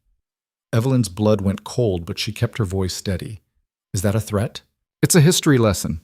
People around Adrian have a tendency to die violently. You'd be smart to remember that. That's enough, Adrian said, his voice carrying an edge that made several of Isabella's men shift nervously. You killed William Chen, framed me for it, orchestrated this entire crisis to consolidate power. We have proof, communications, payments, testimony. By tomorrow night, every family will know exactly what you've done. Isabella's mask slipped just for a moment. Fear flickered across her features before she locked it down. You're bluffing. Am I? Ask yourself why I'm not worried about your little army here. Why I'm standing in the open, completely confident. Adrian smiled, and it was predatory. Because I've already won, Isabella. You just don't know it yet. If you had real proof, you'd have gone to Antonio already. I did, 3 hours ago. He's calling an emergency summit tomorrow. You're expected to attend. Adrian stepped closer, lowering his voice. Here's what's going to happen. You're going to get back in your cars and leave. Tomorrow, you're going to face the families and answer for what you've done. And if you're very lucky, they'll make it quick. Isabella's composure cracked further. You self-righteous bastard! You think you're any better than me? We play the same game, Adrian. We just have different methods. The difference is I don't murder neutral parties to frame my competitors. That's a line even I won't cross. You're all so eager to judge me, Isabella said, her voice rising. But what choice did I have? My father's retiring, my brothers are incompetent, and the Rossi family is bleeding power to upstarts like you. I did what I had to do to survive. You murdered an innocent man, Evelyn said quietly. Someone who was supposed to be safe, protected. You broke the one rule that kept this whole system from tearing itself apart. Don't you dare lecture me about rules, Isabella snapped. You've been in this world for 5 minutes. You know nothing about sacrifice, about what it costs to maintain power. Maybe not, but I know the difference between protecting what's yours and destroying what isn't. Evelyn met her eyes. You didn't have to kill Chen, you chose to. And now you're going to pay for that choice. For a moment, Isabella looked like she might do something reckless. Her hand drifted toward her jacket, and Adrian's security immediately raised their weapons. Don't, Adrian said. You're outnumbered, outmaneuvered, and out of options. Walk away while you still can. Isabella stood there, surrounded by guns, her empire crumbling around her. Then she laughed, bitter and hollow. You think this ends with me? The families will eat each other alive without Chen to mediate. You've just accelerated the war you were trying to prevent. Maybe, Adrian said. But that's tomorrow's problem. Tonight's problem is getting you out of my building before I have you arrested for trespassing. Isabella's mask shattered completely. I hope she's worth it, Adrian. I hope she's worth everything you're about to lose. She turned and walked back to her cars, her men following. They peeled away into the night, and Evelyn finally let herself breathe. Is it true, she asked Adrian, about Maria Delgado? Adrian's expression was carefully neutral. Yes. What happened to her? Exactly what Isabella said. Someone wanted to send me a message. Used my assistant to deliver it. He looked at her. That's why I tried to keep you invisible, why I wanted you to stay out of sight. Once people know you matter to me, you become a target. And yet here I am, very visible, very much a target. Yes. Adrian's hand found hers, and terrified every second of every day that I'm going to get you killed. Evelyn squeezed his fingers. Then I guess we'll have to make sure that doesn't happen. The summit the next evening was held at the same Salvatore estate, but the atmosphere was completely different. Where the first meeting had been tense but civil, this one crackled with barely contained violence. All 4 remaining families were present, along with their security. Isabella sat at one end of the table, isolated, her usual confidence replaced by something harder and more desperate. Antonio Salvatore stood at the head of the table, looking older and more tired than before. We're here because accusations have been made, he began. Serious accusations about the death of William Chen.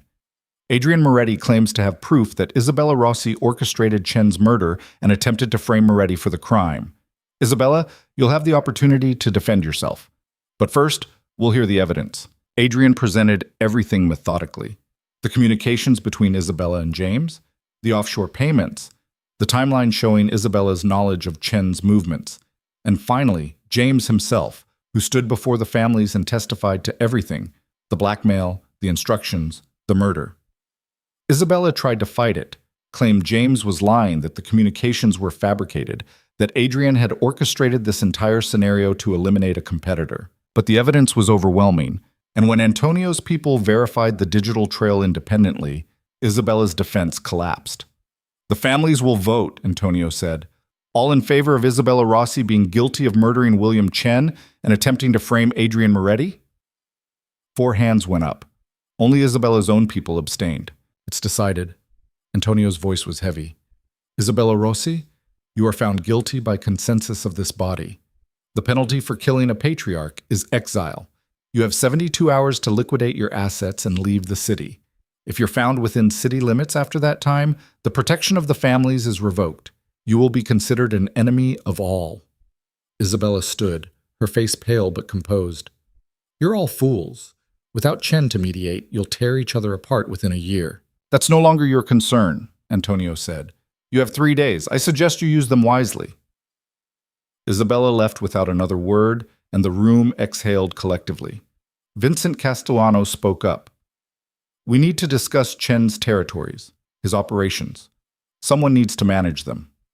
Divide them equally among the families, Adrian said. No one person controls it all. We share the responsibility, the profit, and the risk. There was grumbling, but eventually agreement. It was fair, which in this world was the best anyone could hope for. As the meeting concluded, Antonio pulled Adrian aside. Evelyn watched from across the room, trying not to obviously eavesdrop. "You did well," Antonio said, "exposing Isabella, presenting evidence instead of going to war. That took discipline. I just wanted the truth to come out. The truth is secondary to stability. But in this case, they aligned." Antonio glanced at Evelyn. "Your assistant. She's become quite prominent." "She has. That's dangerous for her and for you." "I know. But you're keeping her anyway." Adrian smiled slightly. "I am. Love makes us do foolish things," Antonio said. "But it also gives us something worth protecting, worth building for." He clapped Adrian on the shoulder. "Take care of each other. This world doesn't leave room for many happy endings." In the car on the way back, Evelyn finally let herself relax. It was over. Isabella was exiled. Adrian was cleared. The families had reached a new balance. They'd survived. "What are you thinking?" Adrian asked. "That I can't believe we actually pulled that off.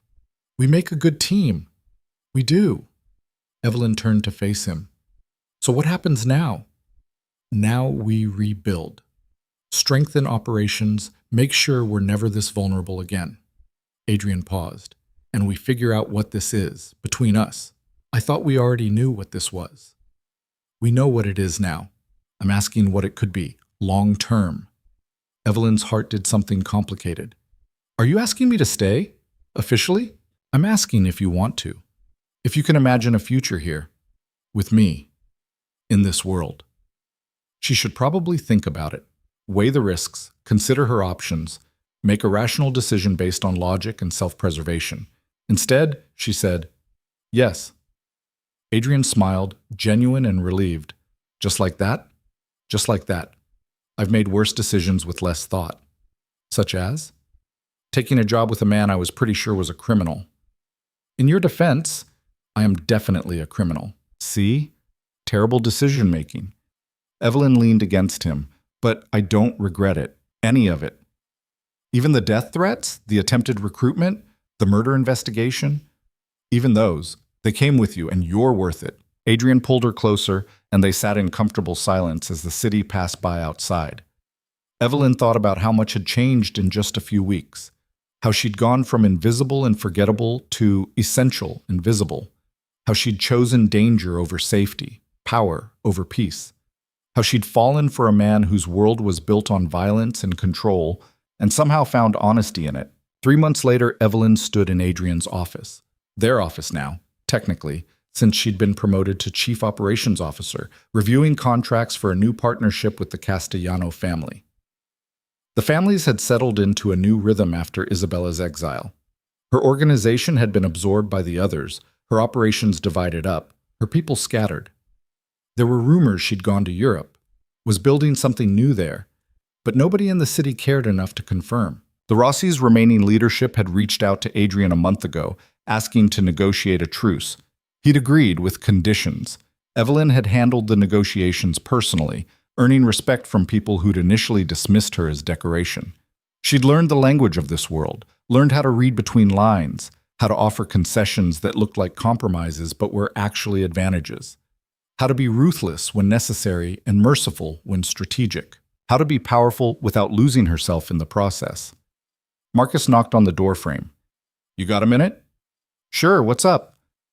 "There's someone here to see you. Says it's personal." Evelyn frowned. "Who?" "Wouldn't give a name, but she said to tell you it's about second chances." Her stomach dropped. She knew that phrase, had heard it months ago, in a very different conversation. The woman waiting in the conference room was in her 50s, well-dressed, with kind eyes that held too much knowledge. "Miss Carter," she said, standing, "thank you for seeing me." "Have we met?" "No. But I knew Maria Delgado, Adrian's assistant, before you." Evelyn's breath caught. "I was told she died." "She did, and I'm trying to make sure you don't." The woman sat back down, gestured for Evelyn to join her. "My name is Sarah. I run a network that helps people leave this world when it gets too dangerous. I reached out to Maria twice. She refused both times, said she loved him too much to leave. And you think I should? I think you should know you have the option. That if this life becomes too much, if the danger outweighs everything else, there's a way out. Sarah slid a card across the table. My number. No questions, no judgment. You call, and within 24 hours you're somewhere safe with a new identity and enough money to start over. Evelyn looked at the card but didn't pick it up. Why are you telling me this? Because Maria didn't know she had a choice until it was too late. And because I've seen too many good people destroyed by this world. Sarah stood. I'm not asking you to leave. I'm just making sure you know you can. That's all. After she left, Evelyn sat alone with the card. She should throw it away.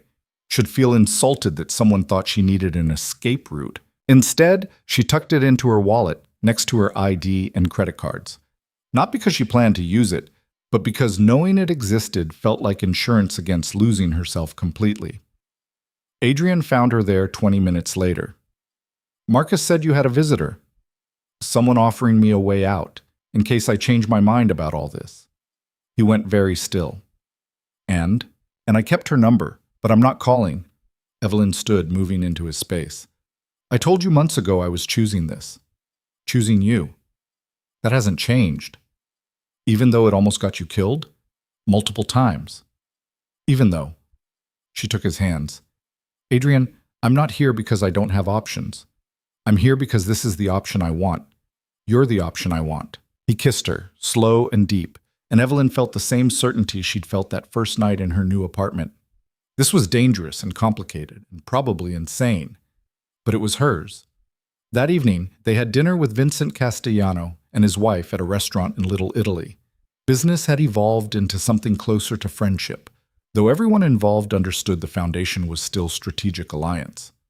To partnerships, Vincent said, raising his glass. To survival, Adrian countered. To both, Evelyn said, and they drank. Afterward, walking back to the car through streets that had once seemed threatening but now felt familiar, Adrian stopped suddenly. What? Evelyn asked. He pulled a small box from his pocket, and Evelyn's heart stopped. I know this is fast, Adrian said. I know we've only been together a few months, but I also know that I want to build something with you. Not just survive this world, but actually build something lasting in it. He opened the box. Inside was a ring, simple, elegant, nothing ostentatious. Evelyn Carter, will you marry me? She should think about it, should consider all the implications, the dangers, the reality of binding herself legally and publicly to a man whose business existed in shadows. Instead, she said what she'd been saying since the beginning. Yes. Adrian's smile was brilliant and relieved. He slipped the ring on her finger and it fit perfectly, like everything else between them that shouldn't work but somehow did. You know this makes you a target for life, he said. I was already a target. Might as well make it official. You're insane. Probably, but so are you. We'll be insane together. They kissed on a street corner in Little Italy while Marcus pretended not to watch from the car, and Evelyn thought about all the choices that had led here. Taking the job, staying after Daniel's recruitment attempt, refusing Isabella's offers to escape, standing beside Adrian when everyone said she should run. Every choice had been hers, every risk calculated and accepted. And looking at the man she'd just agreed to marry, she didn't regret a single one. Because the truth was, safety had never made her happy. Following rules had never made her feel alive. She'd spent years being invisible, being forgettable, being whatever everyone else needed her to be. Adrian's world had given her something different. Not safety, but purpose. Not peace, but power. Not invisibility, but a place to stand and declare herself present, capable, essential, worth protecting, worth knowing, worth choosing. 6 months later, they were married in a small ceremony at the Salvatore estate, with the families attending as witnesses. It was strategic and genuine, public and intimate, all at once. Antonio gave a toast about partnership and building futures in difficult times. Vincent spoke about loyalty and trust. Even the De Luca brothers managed coherent well-wishes. And when Evelyn and Adrian danced their first dance as husband and wife, she looked around at the room full of dangerous people who'd become something like family and felt impossibly lucky. Not because this world was safe, it wasn't. Not because her choices had been smart. They probably weren't. but because she'd found something worth fighting for, someone worth standing beside, even when standing meant facing down threats most people couldn't imagine. Later, in the quiet of their suite, Adrian pulled her close. "Any regrets?" he asked. "None. You?" "Only that I didn't find you sooner," Evelyn laughed. "If you'd found me sooner, I would have run screaming. I needed to be ready for this." "And now?" "Now I'm exactly where I'm supposed to be." They stood at the window overlooking the grounds, the party continuing below, and Evelyn thought about that first day in Adrian's office. How terrified she'd been, how desperate for stability, for a paycheck, for anything that felt like solid ground. She'd found something different instead, something that required courage instead of caution, strength instead of surrender, something that asked her to be more than she'd ever been, and then helped her become exactly that. It wasn't a fairy tale. Wasn't a romance where love conquered all and everyone lived happily ever after without complications. But it was real, honest, built on choices they both kept making every day to stay and fight and build something lasting in a world designed to tear everything apart. And that, Evelyn thought, was better than any fairy tale could ever be. Because fairy tales were about escaping danger and finding safety, about being rescued and protected and kept away from anything that might hurt you. But real life, real love, was about choosing danger with eyes wide open, about standing beside someone in the fire and deciding that together you were strong enough to withstand whatever came. It was about being seen completely, darkness and all, and choosing to stay anyway. That was what she'd found with Adrian. Not safety, but partnership. Not rescue, but mutual choosing. Not escape from a dangerous world, but a way to navigate it together. And as she stood there in his arms, wearing his ring, bearing his name, Evelyn Carter, Evelyn Moretti now, felt something she'd never quite felt before. She felt home, not in a place, but in a person, in a choice, in the decision to stop running from who she was and what she wanted, and instead run toward it with everything she had. The party below would go on for hours. There would be politics and maneuvering, alliances being tested and formed, the constant dance of power that never really stopped. But up here, in this moment, there was just the two of them. Two people who'd found each other in the most unlikely circumstances and decided that whatever came next, they'd face it together. Not because it was safe, not because it was easy, but because some things, some people, were worth every risk. And that was a choice Evelyn would make again and again for the rest of her life. Because in the end, that's what love was. Not the absence of fear, but the decision that something mattered more than being afraid. Not the guarantee of safety, but the certainty that whatever happened, you wouldn't face it alone. And standing there with Adrian, Evelyn knew she'd found exactly that. She'd found her place in a world that shouldn't have room for someone like her. She'd found power in choosing danger instead of accepting safety. And most importantly, she'd found someone who saw her clearly, all her fear and courage and reckless hope, and loved her not despite those things, but because of them. That was worth everything. Worth every threat, every risk, every moment of terror. Worth choosing again and again, until choosing became as natural as breathing. And as the party continued below and the city spread out around them, full of danger and possibility and everything they'd built together, Evelyn smiled because she'd stopped running. She'd stopped hiding. She'd stopped being invisible. And in becoming visible, becoming powerful, becoming someone who mattered in this impossible world, she'd finally become herself. That was the real victory. Not surviving Adrian's world, but thriving in it. Not being protected from danger, but learning to face it head on. Not escaping the darkness, but standing in it with someone who understood that darkness wasn't the opposite of light. It was just a different way of seeing. And together, they could see everything.